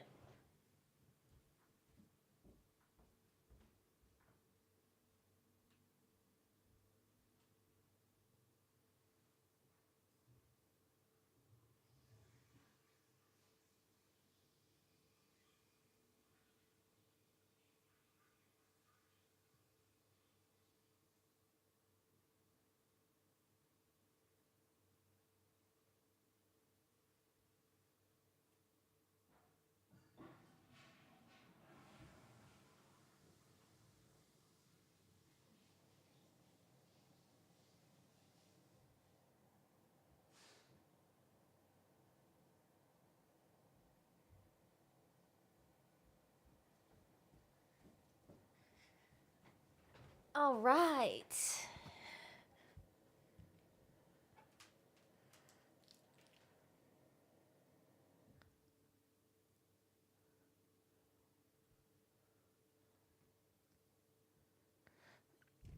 Disabled folks. Are you talking about what's the retirement age in the U.S.? Well, you can start collecting Social Security. If you want to do like early retirement, it's 62. And then 65 is the normal. And then 68 is if you want to collect the most money. But for most people, they don't want to wait that long. Like working to your 68, like nah. I think my mom, she's trying to go for 62. Cause she's trying to chill ASAP. All right, guys. Yeah, so I saw this yesterday, and I just thought it was so sad. I was on Google, and then I came across this right here. So it was an obituary for mainly for Maggie. But Maggie, September 15, born 1968. I think that's where I got it mixed up, because oh, you know what? 1968. Maybe her and Alec are like the same. We're the same age. To June 7, 2021. And I don't know, it's just kind of like, oh, so unsettling to read this. Margaret Maggie Kennedy Brandstetter Murdoch, 52, entered into eternal rest with her son, Paul Terry Murdoch, the evening of Monday, June 7, 2021. She graduated from the University of South Carolina in 1991, where she met her husband, Alec. She was a member of the Kappa Delta sorority and has kept touch with many of these friends over the many years. Maggie and Alec raised their 2 sons in Hampton, South Carolina, and enjoyed spending their summer at their beach house in Edisto. Maggie had a heart of pure generosity and loved welcoming friends and family into her home on any given occasion. She adored her family and cherished spending time on the boat with her 2 sons. She will be remembered as a second mom to her sons' many friends. She's made the most out of every situation and lived each and every day to the fullest. Angeles. Maggie is survived by her loving husband, Richard Alexander Murdoch. Oh man, just reading that line was just so like, oh. Her oldest son, Richard Alexander Murdoch Jr., Buster, her dear sister, Marion Branstetter Proctor Bart, that's who we saw testify, and her husband as well. Her parents, Kennedy Hubbard Branstetter and Terry Lee Branstetter. Her brothers-in-law, Randolph Murdoch IV, Christy, John Marvin Murdoch Liz. I think these are just their wives or significant others. Her sister-in-law, Lynn Murdoch Goet Allen, and her many nieces and nephews, Libby, Hannah, Kennedy, Mills, Trey, Reeves, Mary, Elizabeth, Caroline, Mary Marvin, Liz Grace, and Randolph. The grave service celebrating the lives of Maggie and Paul will be held on Friday, June 11 at 12 o'clock. Man, loving husband, Alec Murdoch. Oh, Jesus. It was like, yeah, it was just so sad to read this, and it was just so like, oh, wonder if they're gonna change that part. You're gonna post a trailer for me? Okay. What is it? Is it something cringy, or is it something that I would actually want to watch? You want to retire now? Retirement age here in UK is like what? 65 plus? What's the isn't the retirement age for like Scandinavian countries like really low or something? Like don't they retire at age 55 or something? I feel like in Thailand, retirement age is like 55 as well. It's like really low. Bubba and the chicken. Oh, yeah, the chicken. The chicken had to sacrifice its life just so Bubba can catch it and it will be on video. Oh, man. Bubba. Poor Buster. He's a victim of Alex Murdoch, too. He took his family away from him. No matter what he's done, this kid is getting a rough life with his only family member in prison for life for killing them. Shameful. Yeah. I mean, he's still got some other family members. I don't know how, you know, I'm sure like this Alex Murdoch side of the family will probably be really close with him. I don't know about Maggie's side. Maybe. It depends. It depends if there's any rifts between any of them. I Googled in my country it's 66. Wait, don't they have an early retirement though? Let's see. Early retirement. Because I know 62. Oh, wait, never mind. In fact, 62 is the early retirement age in almost half of the countries. Oh, Sweden, Portugal. I thought you guys were retiring at like 55. Sweden, Portugal, Norway, Italy, Greece, and Austria. Yeah, I feel like no one wants to do 68. That's the late retirement. All right, guys. Well, before we head out, I did want to cover this really quick because this trial is over. But in a couple of months, we have another accused killer who's going to be having a court appearance, and that's going to be the end of June. If you guys remember Brian Koberger, he's accused of murdering 4 students in the Idaho College. Let's see. Let me pull this up really quick. That's why I found a husband in Norway. Ain't no way I'm trying to retire in the States. Are you moving over there? Aunts and uncles and cousins will not replace his brother, and his mom looks like he may not have a chance to go down a better path with his brother parenting than him. Oh, yes, that weirdo. Yeah, he's a weird guy indeed. Yeah, well, I don't know. We'll see. But he's going to make a court appearance in end of June. So that's about like 3+ months away.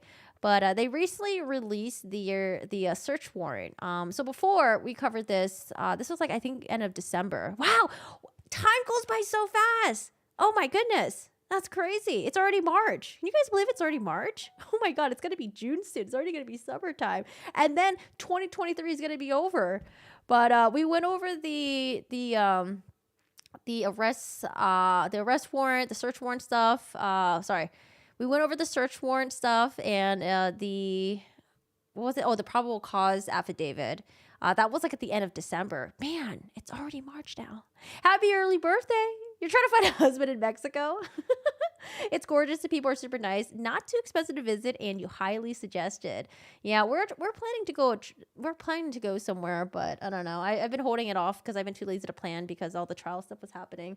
But maybe we'll do like a last minute trip or something. Go to Japan or I don't know. I also get lazy to travel too as well. But anyways, we have a new search warrant that's been released to the public now. This is the one where, so the other one was a search warrant for his residence. So even though the murders happened in Idaho, even the murders happened in Idaho, he lived like, a couple miles over in Washington. And that's where he was like a teacher, like he was like a TA, like a teaching assistant at that university, and they searched his apartment there. So this one is actually a search warrant, but it's from halfway across the country, all the way in Pennsylvania. And your guys are like, why is it in Pennsylvania? Well, what happened was after break happened, schools, they have their like winter breaks and stuff like that. Him and his dad did like a cross country trip all the way back to their home state in Pennsylvania. So this is the search warrant for the house in Pennsylvania. Apparently, the cops were scoping out the family's house for a little bit before they went in and executed the search warrant. But let's see what they found, because I have not. Oh, I gotta put my glasses on actually. Wait, where are my glasses? Oh no, they're not here. I'm gonna have to zoom in then. Oh, let's zoom in. I can't see. Rain, you're the oldest in this chat. Are you, Rain? Rain, I thought everyone here was just my age.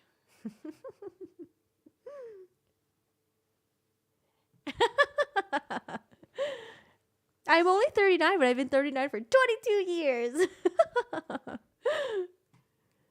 I used to say that about 21, but now that I look back, I would hate to be in my 20s again. No way. 20s was just chaotic. 30s is nice. I'm in my 30s. 30s is nice. I feel like I'm almost mid-30s now, right? I should just round up to tell people I'm 35. I actually don't know how old I am. I lost track after... Yeah, how old am I? I don't know. I'm either 32 or 33 and maybe turning 34 this year. I'm one of those.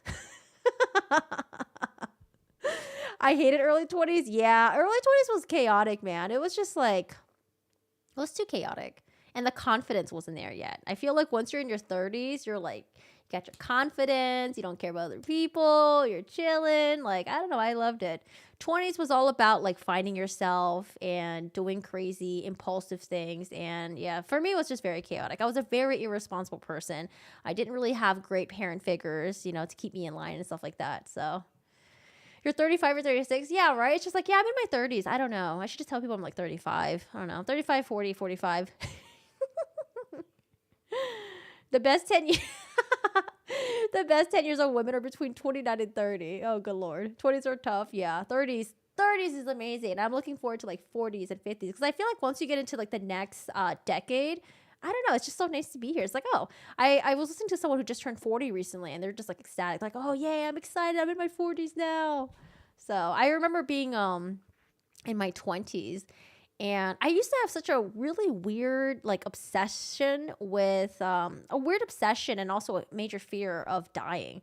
I would always be like, oh my God, like, I want to be in my 20s forever. Like, after my 20s, my life is going to be over and like, it's going to suck. And like, oh man, what's the point of all this? Like, I don't know. I used to think about this all the time, but now it's just like, I've gotten over that fear.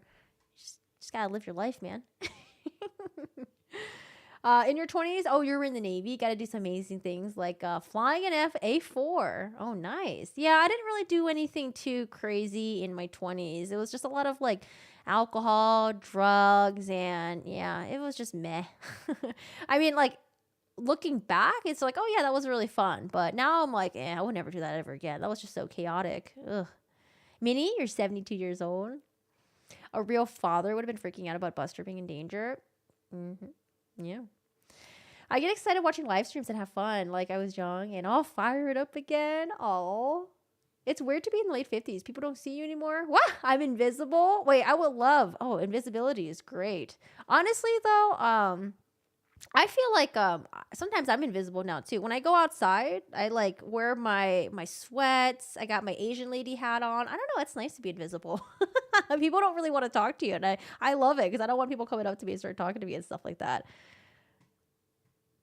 Alex and Chris Watts, oh gosh, should be in the same, should be roommates, talk about how horrible having a family is. Oh God. Chris Watts is just, thank God that guy is in jail. That's a whole nother freaking headache.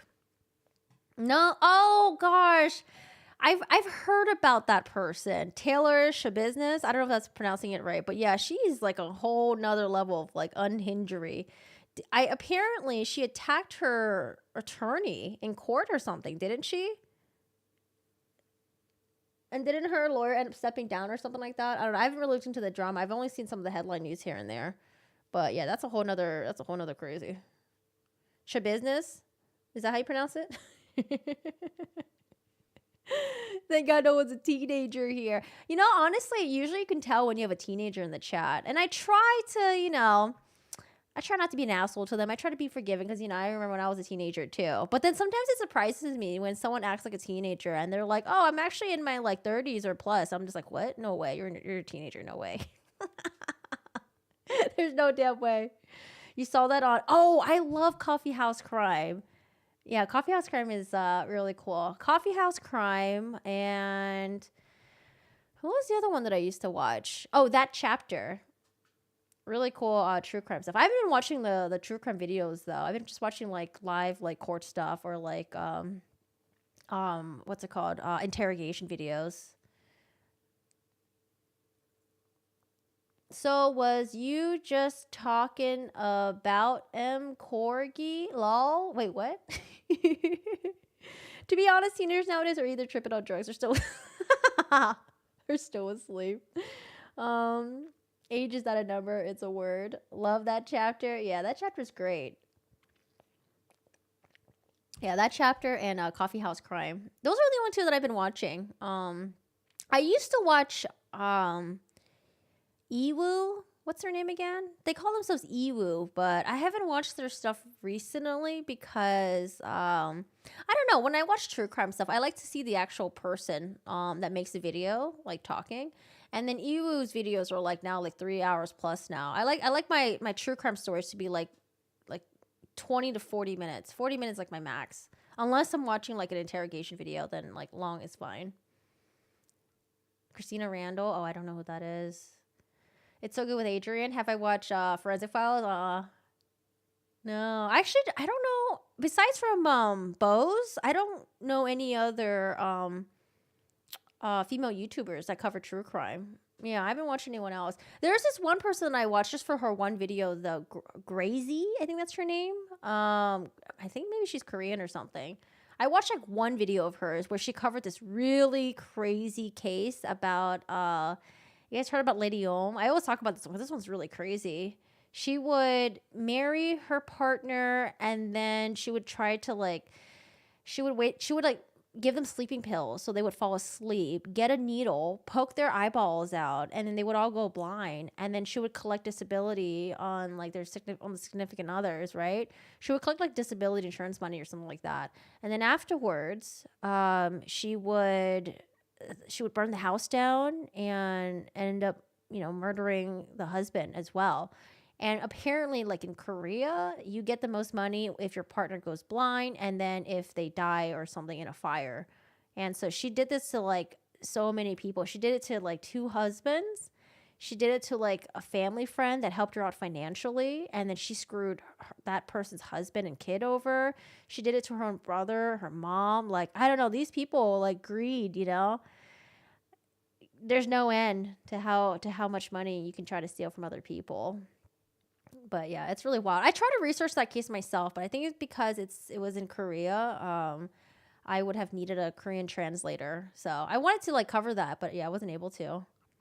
I don't know who that is, Lucy. I only know Bose, That Chapter, and Coffee House Crime.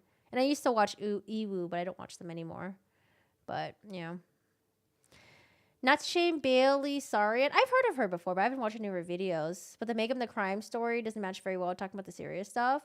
I saw that trending for a long time, doing the makeup and the crime stuff. I'm really into makeup, and I'm also really into true crime. But yeah, I never really got into the get ready with me and the crime stuff. It's very interesting though, but yeah, I never really got into it. I don't know why.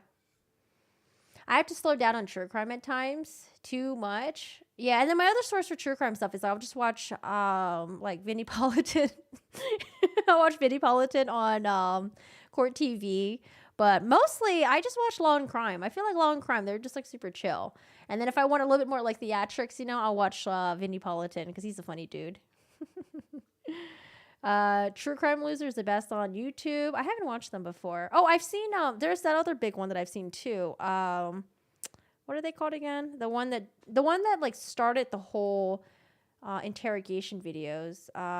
Crap. Their name escapes me. I don't know why I can't remember right now. They just posted a video recently too. Ah! What's her name again?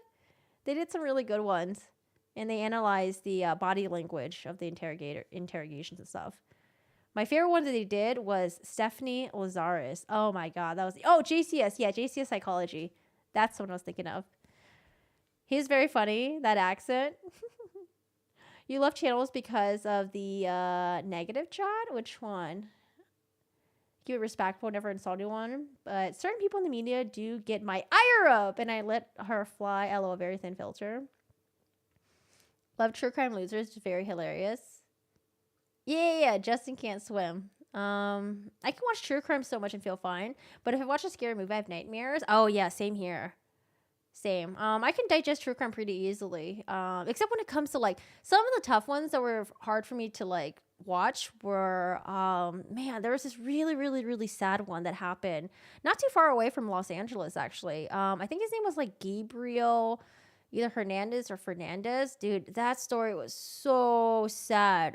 It was on Netflix. Oh my God, that was like probably one of the toughest ones that I ever have to watch. And usually I'm kind of just like, I can just watch them like it's nothing. But man, that one was like, that was tough. That was a really hard one. If you guys have a chance, definitely check it on Netflix sometimes. It was just super sad. You watch Cocaine Bear and Mr. Ball. Oh yeah, Mr. Ballen's another one too. I like Mr. Ballen. It's very entertaining. His like story format stuff. Yeah. No, I haven't seen Mr. Deified. No, I have not. That's true. He'll probably fit into the category of not being that smart and pill popper. I have as well. Last week alone, it's nuts. One lawyer's pod is nuts. What a cult! They all gang up on you if they don't like your comment. Yeah, we try to be like, I try to be pretty chill with people who disagree. It's okay to disagree, but it's only when they're like, I don't know. There's some people that are you can just tell that they're only commenting to either maybe get attention, or they clearly just didn't really watch, but they just want to have an opinion out there because, they just want to be involved in it. Like, I try to be really nice to them or just chill with them. But yeah, there's something I'm just like, oh my God. Get out of here. Hey, Jules, how are you doing today? You got to watch Cocaine Bear. It looks interesting. I saw JCS gave, writing credit to True Crime Loser, so you are correct. The saddest one I had to watch is where mother salt poison her son. Oh, the Munchausen by proxy stuff. Just because she liked all the attention. Yeah, it was getting her from the community for her sick son. Yeah, exactly. So, when people were saying that like, oh, I can't imagine Alec Murdaugh murdering Maggie and Paul to get sympathy and attention and stuff like that. It's just like, well, there are parents who are diagnosed with Munchausen by proxy where they will have their, kid, son, daughter, whatever, get sick just so they can get like the pity, the attention from the community and stuff like that. Like, yeah, that happens. Like, we don't understand it and we're like, what the fuck? Like, why would anyone ever do that to their kid? But, there are people out there that are just really sick. And even though you can't fathom or you can't imagine doing that yourself, doesn't mean that other people won't do it, right? But yeah. Oh, can I list the channels that I watch I didn't catch? Okay. There's only very few. There's not many. Number one is Long Crime Network, Court TV. But for the other true crime, there's That Chapter, Coffee House Crime, and then Bose. But Bose does like a lot of mix of like true crime stuff, and then sometimes she'll just do like a lot of like just people who are just not people who like commit crimes, but people who are just batshit crazy. And yeah, so she's really cool to watch as well. She's really funny. But yeah. How about a meetup vacation? Oh man, I don't know. I don't know, probably not. The only thing that I've ever done was I don't know. I used to go to TwitchCon, but I don't want to go to TwitchCon anymore. I'm just too lazy. TwitchCon is the thing where, so like my other streaming platform is Twitch, and they do a thing every year where they have like a convention where everyone gathers and meets up and stuff like that. I don't know. I just get so drained and I'm just tired, lazy.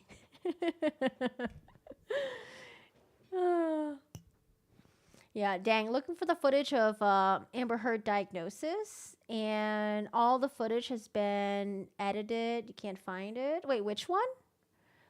For Amber Heard diagnosis. You mean the one where Dr. Curry or Dr. Don Hughes was talking about it? You watched Ju-on? Oh my god. Are you talking about Ju-on that was a really okay. I love horror, I love gore, I love messed up, stuff and TV shows and movies and stuff. But Ju-on was pushing it for me, man. It was pushing it. I don't know if I can never really recommend Ju-on because I feel like only someone that like has like a what do you call it, like a hard stomach or something can watch Ju-on. Ju-on was tough to watch. They had a lot of really messed up stuff in there. But yeah, I enjoyed it. It was just hard for me to watch some of the scenes because I was like, this is too much. Like this is just too much. But yeah, if you guys, just be careful when you watch Japanese or Korean like psychological horror stuff because it's some really messed up stuff in there. Two Bears, One Cave episode with Adriana Chechnik. Wait, she sounds really familiar. Oh, Adriana Chechnik. Oh yeah, the foam pit one, right? Yeah, I remember about that. She had to get surgery and stuff. Annalise Michael or Michelle. That is heartbreaking. Family neglected her to the point of her death. They blamed it on her being possessed, being sad. Oh no. Was it like a religious cult thing? Or, geez. Yeah, anything involving children is like, that's a tough one for me. Yeah, children, animals and stuff. Like, that's tough. I've seen Ichi the Killer before. It's okay. I don't know. I'm also like, I don't mind. I like gore, but I'm also not a gore whore. Like, I don't watch movies just for like, if it's like explicitly only gore and it's like too much gore. Like the Saw stuff, I don't know. That's too gory for me. I'm just like, meh. But yeah, Ichi the Killer was, it was interesting. Maybe if I rewatched it again, I might like it more. But when I watched it when I was younger, I was like, yeah, this is weird. I watched a lot of the law YouTube channels. During the trial, wanted a lawyer to explain it to me. Nice. I agree. Alex only getting 700 plus years in prison. I found Corgi during Depp trial was going on. It was the only place I knew to come just to learn. Oh, the tube then. Did not like Ichi. Old boy. Yeah, old boy was like, yeah, the old boy like punches you in the end. She was diagnosed with Munchausen by proxy as well. I saw it in the paper published in trial. Huh? Who? Heard? How would that explain? How? I saw it in a paper published in trial. I speed read it. But I think it was Don Hughes. What? No, I didn't hear anything about that. Maybe it was an article that published something and they like miswrote something and they retracted it. Zombie things. Oh, then you would love, I think actually, hold on a second. The Last of Us honestly doesn't have that many zombie action going on, but it's a really good zombie show. Oh, Taiwanese series called Detention. Where is that on? Is that on Netflix? Juvenile Justice on Netflix is such a good show. You're done with zombie stuff. It's so overdone. That's how I was feeling too. I love zombie movies though. I always watch zombie movies, but zombie TV shows are so like meh. What? No, I don't remember that. She diagnosed her on trial. They put in the paper on the screen.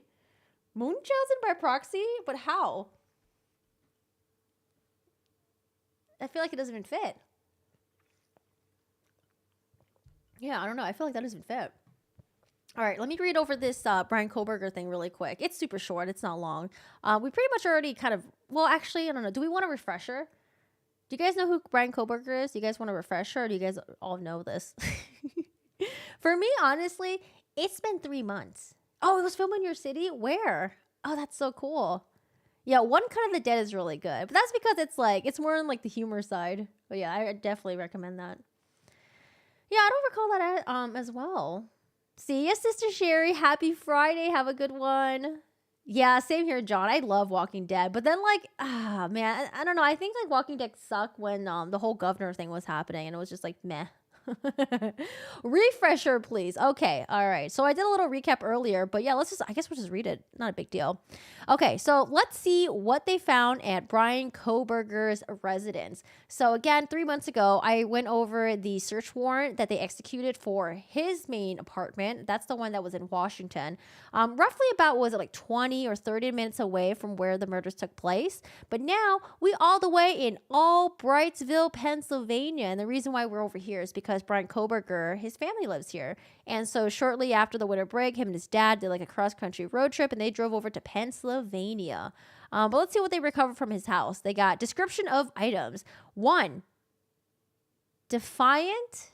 Man, this handwriting is horrible. Defiant silver flashlight. 4 medical style gloves. White Arizona jean, large t-shirt. Champion WSU, something large black sweatshirt. A pair of black and white size 13 Nike shoes. Pair of black Under Armour socks. Under Armour black large shorts. Under Armour black boxer large. 1 buccal swab. And nothing after. So that's what we got. If he were to wash let's say for example, if he did get blood in his clothes, right? Oh, actually, you know what? It could stain. Do you think he discarded the clothes that he wore on the nights of the murders? Or do you think he just didn't discard it because he didn't think he was going to get caught? Oh, Train to Busan. Yeah, that's a good one. Apparently, they have the second Train to Busan. I haven't seen it yet, though. I have not seen that.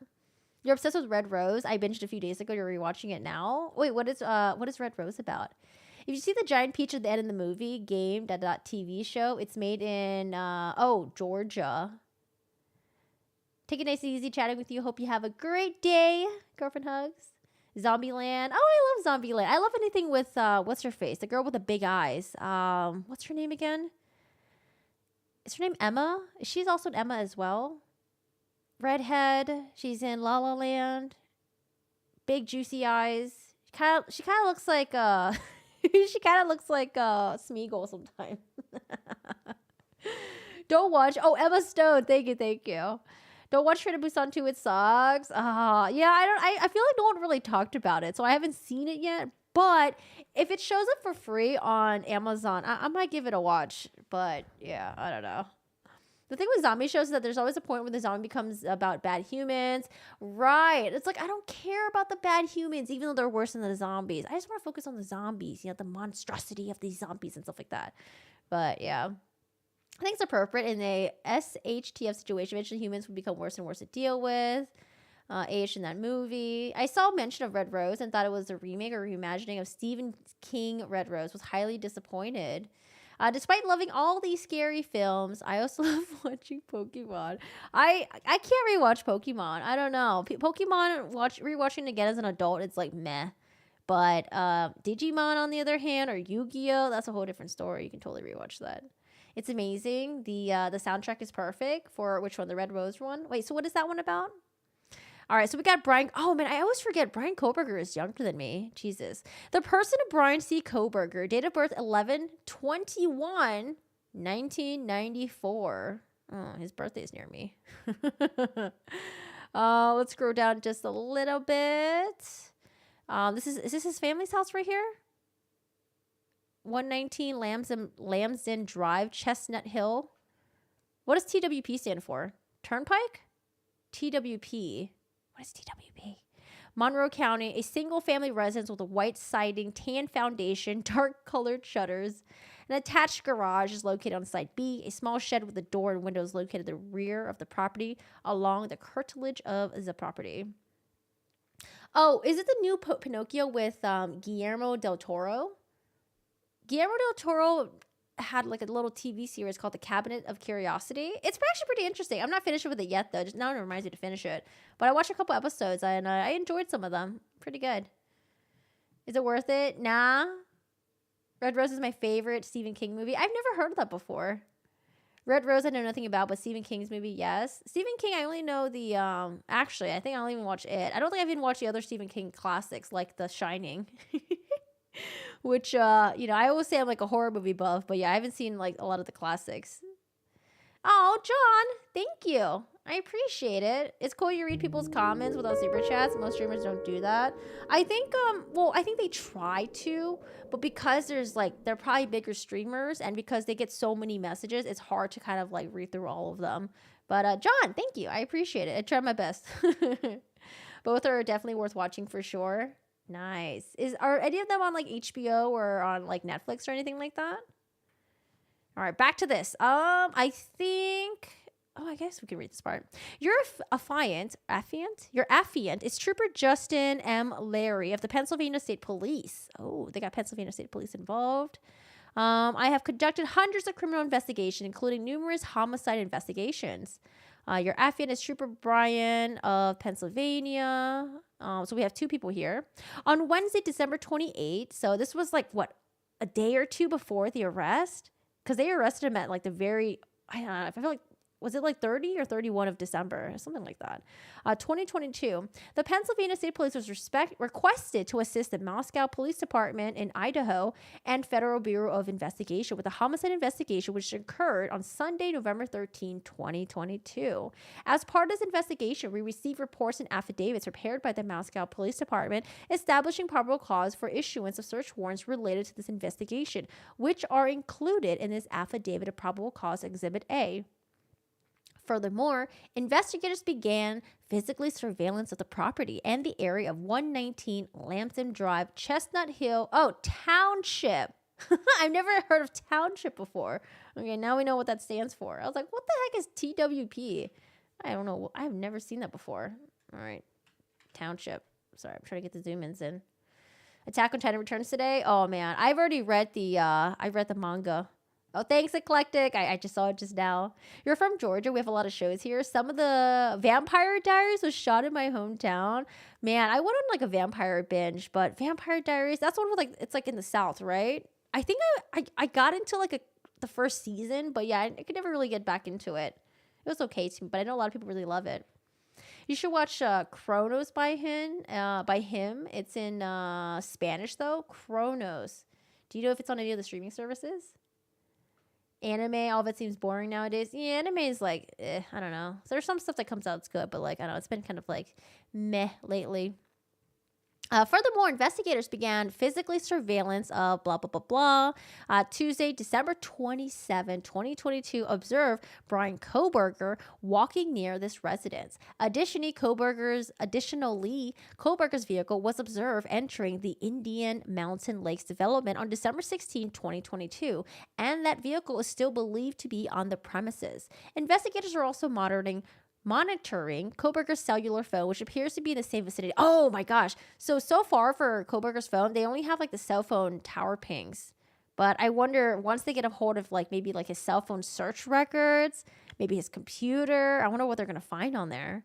On Wednesday, December 28, 2022, while conducting surveillance, investigators observed Kohberger traveling throughout Monroe County and arriving back at his residence on Lamson Drive. Based upon this, your affiants believe that Kohberger is located inside this residence, is in possession of items related to this investigation. Your affiants are requesting a search warrant for the issue for the search and seizure of all items in the search warrant, blah, blah, blah. Okay. All right. I'm going to probably just breeze through this and just read the important stuff. I can't bring myself to, oh my God, Spy Family. I love Spy Family, but yes, they need to kill Anya. I hate her so much. She's so annoying. She's the worst. I hate her. But I love Spy Family though. I love the other two. But yeah, I agree with you, Rain. So annoying. I just try to tune her out here and there. Okay, so on November 13, 2022, at approximately 4 p.m., Moscow Police Department, MPD, Sergeant Blaker and I responded to 1122 King Road, Moscow, Idaho, hereafter the King Road residence, to assist with the scene security and processing of a crime scene associated with 4 homicide. Officer Smith and I entered the King Road residence through the bottom floor on the north side of the building. Smith and I then walked upstairs to the second floor. Smith directed me down the hallway to the west bedroom of the second floor, which I later learned through Xana's driver's license and other personal belongings found in the room was Xana Kernoodle's, hereafter Kernoodle's room. Just before this room was in the bathroom door on the south wall of the hallway. As I approached the room, I could see a body, later identified as Kernoodle's, laying on the floor. Kernoodle was deceased with wounds which appeared to have been caused by an edged weapon. Also in the room was a male, later identified as Ethan Chapin. Chapin was also deceased with wounds later determined to be caused by sharp force injury. I then followed Smith upstairs to the third floor of the residence. The third floor consisted of 2 bedrooms, 1 bathroom. The bedroom on the west side of the floor was later determined to be Kaylee Gonzalez. I later learned there was a dog in the room where Moscow police officers initially responded. The dog belonged to Gonzalez and her ex-boyfriend Jack Decor. Don't know how to pronounce that last name, okay? I found out from my interview with Jack Decor on November 13, 2022 that he and Gonzalez shared the dog. Smith then pointed out a small bathroom on the east side of the third floor. The bathroom shared a wall with Madison Mogan, which was situated on the southeast corner of the third floor. What? You haven't seen Shawshank or Green Mile? Oh, they're so good. I recommend it. Cowboy Bebop is good. I like the anime. The TV show is, it's all right. Love anime, but 80s, 90s, and 1000s. Oh, yeah, I could totally agree with that. I rewatched Akira recently.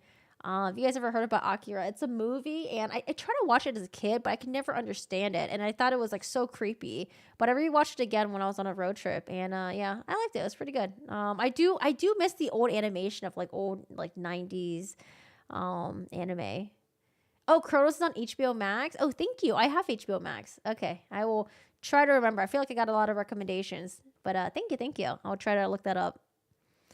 As I entered into this bedroom, I could see 2 females in the single bed in the room.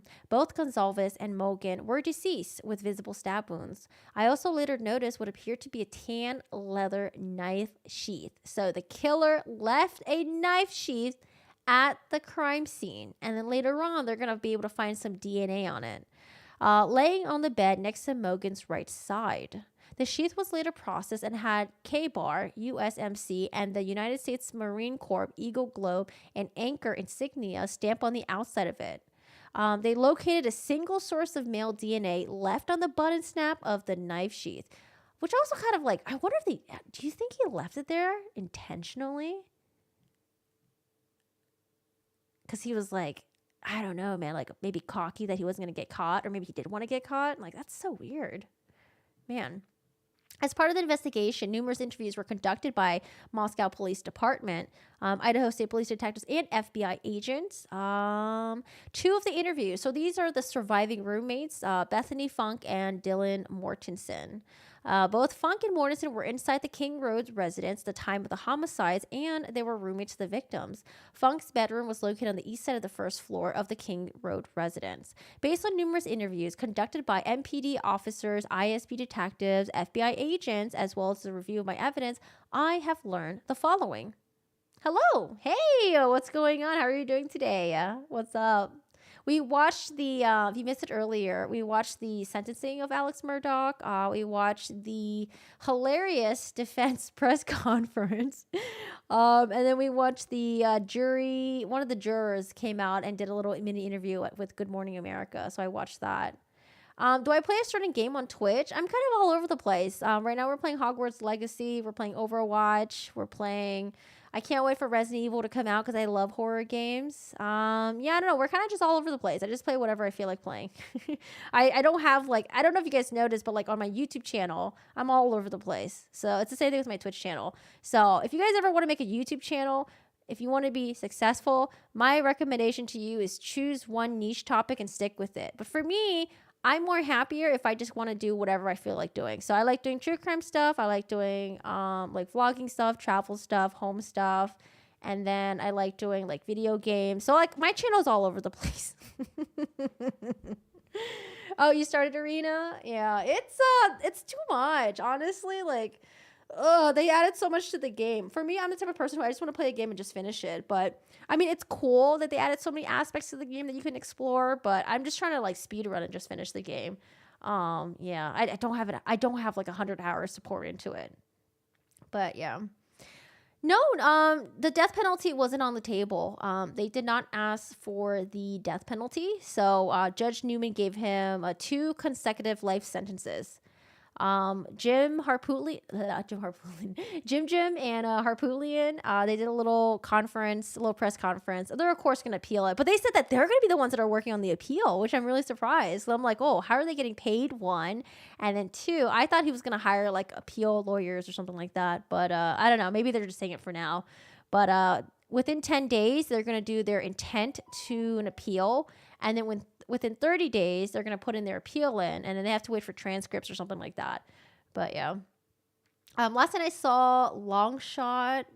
What is that about? Is it a new movie? Seth Rogen and Charlize Theron. I don't think I've seen that before. You know what? I feel like I haven't seen Charlize Theron in anything lately. I'm going to have to watch the stream from the beginning. Oh yeah, if you missed it, you could rewind the stream. Or I'll post the videos up later on too. You know what you shouldn't play? Quit playing games with my heart. Is that a joke? Joe. Joe. I expected better from you, man. I expected better from you. Rumors of Netflix. Oh God, no, the live action stuff. They need to stop with that. Although I will say, I am gonna watch the Avatar live action though, because the cast members that they have in there look pretty solid. Like they got. Do you know who they got to play as Fire Lord Ozai?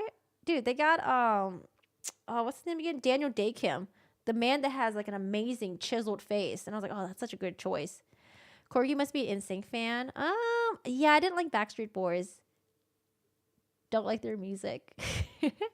I liked NSYNC more, but I wasn't that big of an NSYNC fan though. I was like definitely a Britney Spears fan. She's a babysitter, runs for president, hires Seth Rogen to write her speeches. Oh, I have to definitely check it out. I've not heard of it before. Oh man, I haven't gone over the Michael Peterson case. Dude, that one is a headache for me. I only watched a Netflix thing on it, but yeah, it's like apparently the Michael Peterson case is the one where, was he ever convicted? I don't remember. So what happens is, husband says him and his wife are hanging out by the pool. Wife goes inside. He goes in, and then he finds her at the bottom of the staircase, and he calls 911, and he said that, like, she must have fell down because, like, they were drinking or something. But I think when law enforcement arrived, they were just so surprised to see how much blood there was, like, everywhere. And people thought it was him. But, yeah, I don't know. I don't know much about that case. Oh, he is convicted? She fell down the stairways, supposedly. Yeah, they were just saying that, like, there was just so much blood on her, and then, like, the bruising on her was bad. But then other people were, like, saying that, like, well, when she fell, of course she's going to get bruising. I don't know. I don't know too much about that one. But that one kind of gave me, like, I was very confused. I don't know. I don't know who's... I don't know if he's guilty or not. I haven't read anything official, like court documents or transcripts or anything like that. I've only seen the Netflix doc, and I saw pictures of it too because I was talking about it with my brother. Huh? The crazy part is the neighbor died in the exact same circumstances. Did they have the same house layout with the staircase? The staircase is nuts. It seemed like there was an owl attacked her head. She bled quickly and then fell. Did they ever release photos? I don't think there's photos of her, right? There's only pictures of the blood, right? I've only seen that. The one where there's like blood everywhere. I don't think they released the actual like her dead body or anything like that. But yeah, that one was crazy. Wait, what? His first wife died in a fall too? I believe not too sure. I saw it a while ago. Oh, I don't know. I haven't looked into that. The neighbor was also found dead at the bottom of the staircase after Peterson left her house. Well, one, maybe the house had the same layout and that staircase design is just really deadly if you fall down. Or 2, coincidence. Or 3, maybe he did do it. Yeah, I don't know. I don't know too much about it to comment. Sam Asghari. Oh, I don't know too much about that. I've only watched gossip channels about Britney Spears and Sam Asghari. But I watched it for my entertainment. I don't know if they're true though. I watched Sloan on YouTube. It still doesn't sound like he was at fault. Though in those cases, he was still friendly with the ex-wife. Yeah, maybe if we have time, we'll do a little dive on it. So far we've only covered, I don't know, we've covered some like cases here and there. But for me, I feel like, I don't know, I always want to get like the transcripts, but that's a lot of information to comb through. But I think it really helps though to have the interrogation video.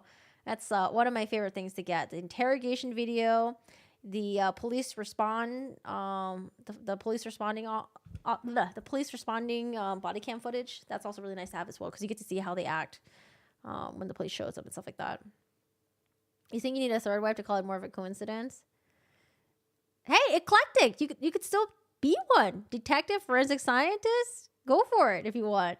Detective would be tough though. I feel like yeah, that's a tough job. I could never work as a detective, although it'd be interesting, I guess, but I could never work as a detective or someone who works in like child protection care services or something like that. Like, I don't know, those are tough. I feel like you could never really enjoy and relax and have a day off. It'd be really hard to separate the cases from your personal life. From what I remember, the prosecution focused on Peterson being bi, them having open marriage, but the wife apparently knew. Everyone was fine with that. Oh, you live in France, though? What do you mean? They ain't got that in France? Plus, there was a whole situation with the blow poke. The case... Wait, what is that? I haven't heard of that one before. What is the... what is the blow poke? Wait, let me hop back to this really quick. I'll go back and forth. On the evening of September 12, 2022, Ethan Chapin and Kerr Noodle are seen by Funk at the Sigma Chi house, Sigma Chi or Sigma Chi, at the University of Idaho campus at approximately 9 p.m. on November 12 to 1:45 a.m. on November 13. Funk is also estimated at approximately 1:45 a.m. Chapin and Kerr Noodle returned to the Kings Road residence. Funk also stated that Chapin did not live in the King Road residence but was a guest of Kerr Noodle. Gonzalez and Moken were at a local bar, the Corner Club at 202 North Main Street in Moscow. Gonzalez and Moken can be seen in the video footage provided by the Corner Club between 10 to 1:30 a.m. So this basically just tells you where everyone is during these times. And luckily, there's like surveillance footage everywhere, and so you can actually track them, or like phone tracking as well. Initially, though, initially there was like what's it called? There was a delivery driver who delivered food to them, and I think they were seen as a suspect, but they were quickly cleared. Mortensen and Funk both made statements. So these are the surviving roommates. Mortensen and Funk both made statements during interviews that indicated the occupants of the Kings Road residence were home by 2 a.m. and asleep or at least in their rooms by approximately 4 a.m. with the exception of Kerr Noodle, who received a DoorDash order at the residence at approximately 4 a.m. Law enforcement identified the DoorDash delivery driver who reported this information. Mortensen stated she originally went to sleep in her bedroom on the south side of the second floor. Mortensen then stated that she was woken at approximately 4 a.m., but what she stated sounded like Gonzalez playing with her dog in one of the upstairs bedrooms, which were located on the third floor. A short time later, Mortensen said that she heard who she thought was Gonzalez say something to the effect of, "There's someone here." A review of records obtained from forensic download of Kerr Noodle's phone showed that this could have been Kerr Noodle, as her cell phone indicated she was likely awake and using TikTok at approximately 4:12 a.m. Oh man, using TikTok at 4:12. The blowpoke was said to be the weapon. Oh, you mean the fireplace thing? That in the Michael Peterson case? Oh, interesting. His kids stopped supporting him. They realized he was guilty. Wait, but then what would be the motive for him murdering his wife? He's 71 years old now. He's living in an apartment. Wait, I thought you guys said he was locked up. What happened? I mean, he's 71 years old. I don't think he's going to go out killing people. Hopefully not. You're going to study genetic genealogy. I think it comes out sometime in June. You have to watch it, though. It does have quite a few episodes. Can someone catch me up? What is the presumed motive in the Brian Kohberger case? Well,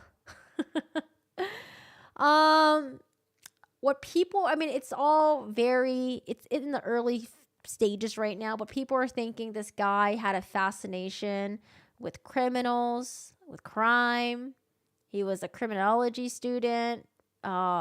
and maybe he wanted to commit a crime to see if he can get away with it. I don't know.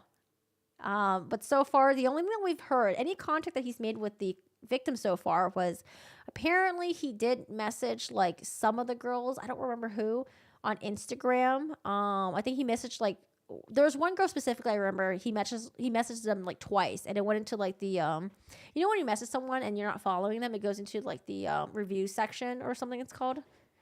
So I don't know. We don't know. So it could be that he's just some psychopath was randomly chose his victims. You know, maybe he had some sort of interaction with them, maybe became obsessed with them, and I don't know. But so far we don't really know. Oh, the motive might be incel. He took a plea to what basically meant he would admit to guilt, but let be free because they knew they couldn't convict him for sure. Oh, really? Oh, interesting. I didn't know there was such thing. He allegedly had a photo of one of the victims, in his phone. Yeah, once we, at the end of June is when we're going to get some of the evidence and parts of the investigation. And we'll figure out if there's more stuff. Mortison stated she looked out of her bedroom but did not see anything, but she heard the comment about someone being in the house. Mortison stated she opened her door a second time when she heard what she thought was crying coming from Kernoodle's room. Mortison then said she heard a male voice say something to the effect of, "It's okay, I'm going to help you." Why would he say that? That is so weird. At approximately 4:17 a.m., a security camera located at 112 Kings Road residence immediately to the northwest of Kings Road picked up a distorted audio, what it sounded like voices or a whimper, followed by a loud thud. A dog can also be heard barking numerous times starting at 4:17 a.m. The security camera is less than 50 feet from the west wall of Kernoodle's bedroom.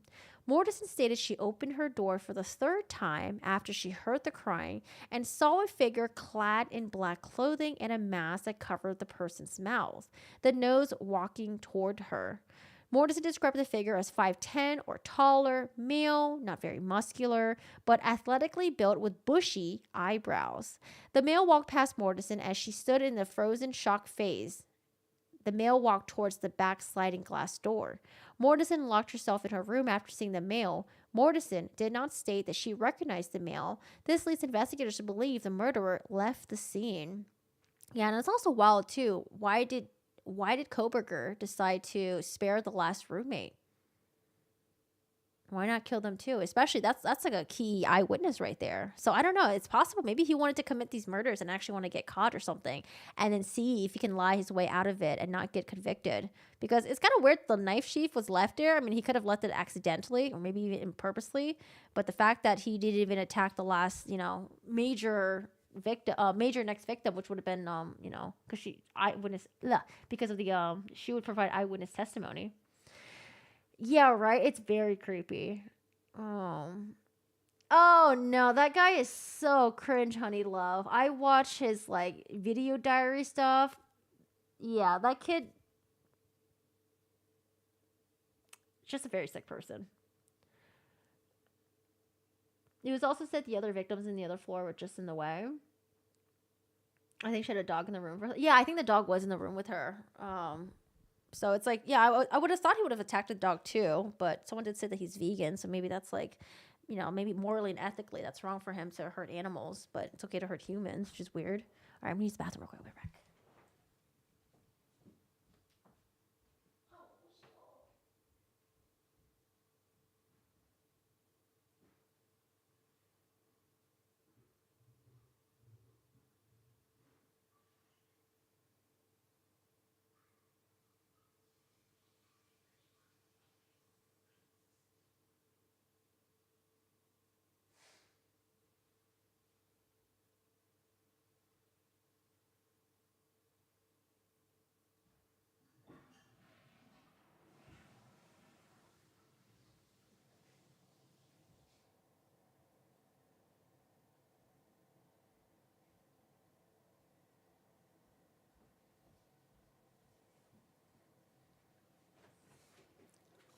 You feel like narcissists thrive in prison? I don't know. Having to be told what to do, being surrounded by other inmates and stuff like that, I don't know if they would thrive in prison. It's a change in environment for them.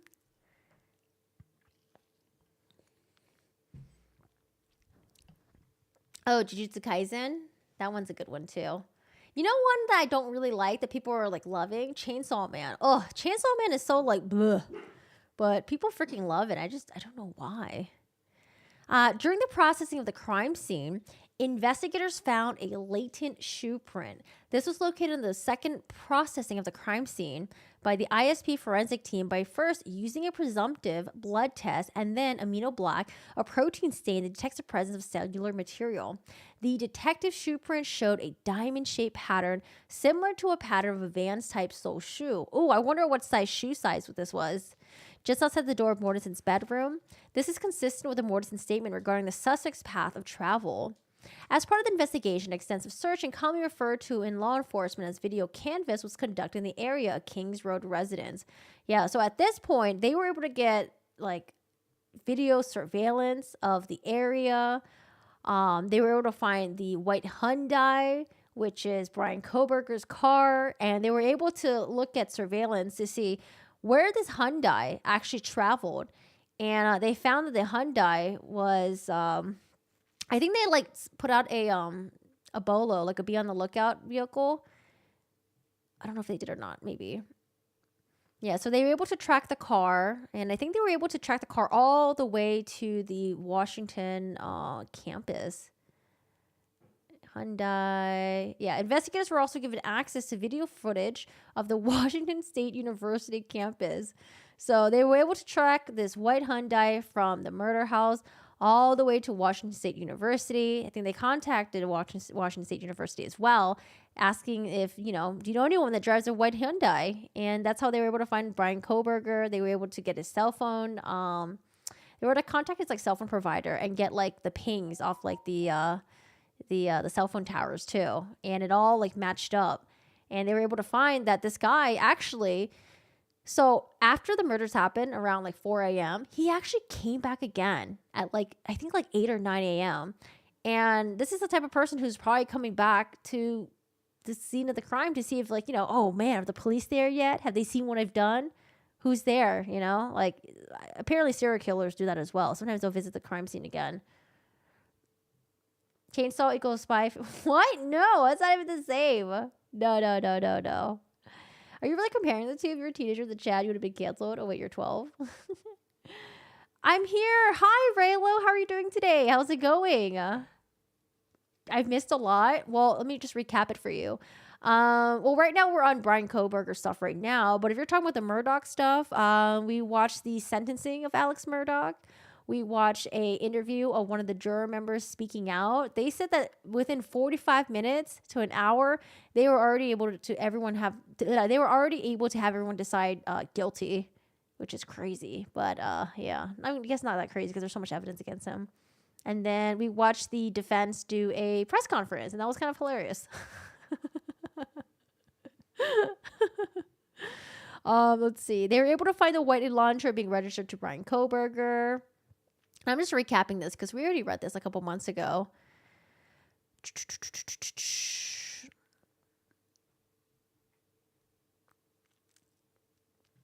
Okay, let's talk about what Brian Kohberger's background is, which is kind of interesting.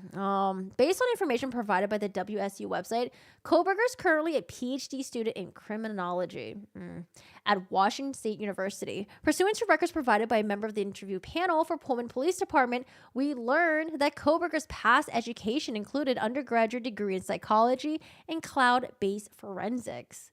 These records also show Kohberger wrote an essay where he applied for an internship with the Pullman Police Department in the fall of 2022. Kohberger wrote in his essay he had interest in assisting rural law enforcement agencies with how to better collect and analyze technological data in public safety operations. I also remember hearing about certain murderers or serial killers who will try to insert themselves in police investigations because either they themselves wanted to be part of the police and never was able to become one, and they just want to be involved in any way they can. So I mean, maybe Kohberger does fit that kind of archetype. Koberger also posted a Reddit survey, which can be found by an open source internet search. The survey asked for participants to provide information to understand how emotions and psychological traits influence decision making when committing a crime. I don't know. Koberger is such a weirdo. Very weird dude. As part of the investigation, law enforcement obtained search warrants to determine cellular devices that utilize cellular towers in close proximity to the King Road residence. So this is where I talk about how after the murders happened, he actually returned again the next morning before the cops arrived, because the cops actually came at I think around 12 or 12 later on that day. We got the cell phone records or the cell phone tower ping, the path that he would have taken. On December 23rd, I was granted a search warrant for Koberger's historical CSLI from June 23 to current prospective location information and a pen register trap and trace on the 8458 phone to aid in efforts to determine if Koberger stalked any of the victims in the case prior to the offense. Conducted surveillance on the Kings Road residence and was in contact with any of the victims associated before or after the alleged offense.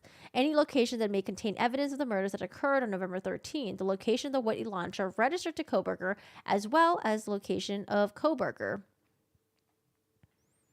So the records for the 8458 phone showed that the phone utilizing cellular resources that provide coverage to the areas of 1122 King Road residence on at least 12 occasions. 12 prior to November 13, 2022. All these occasions, except for one, occurred in the late evening or early morning hours of their respective days.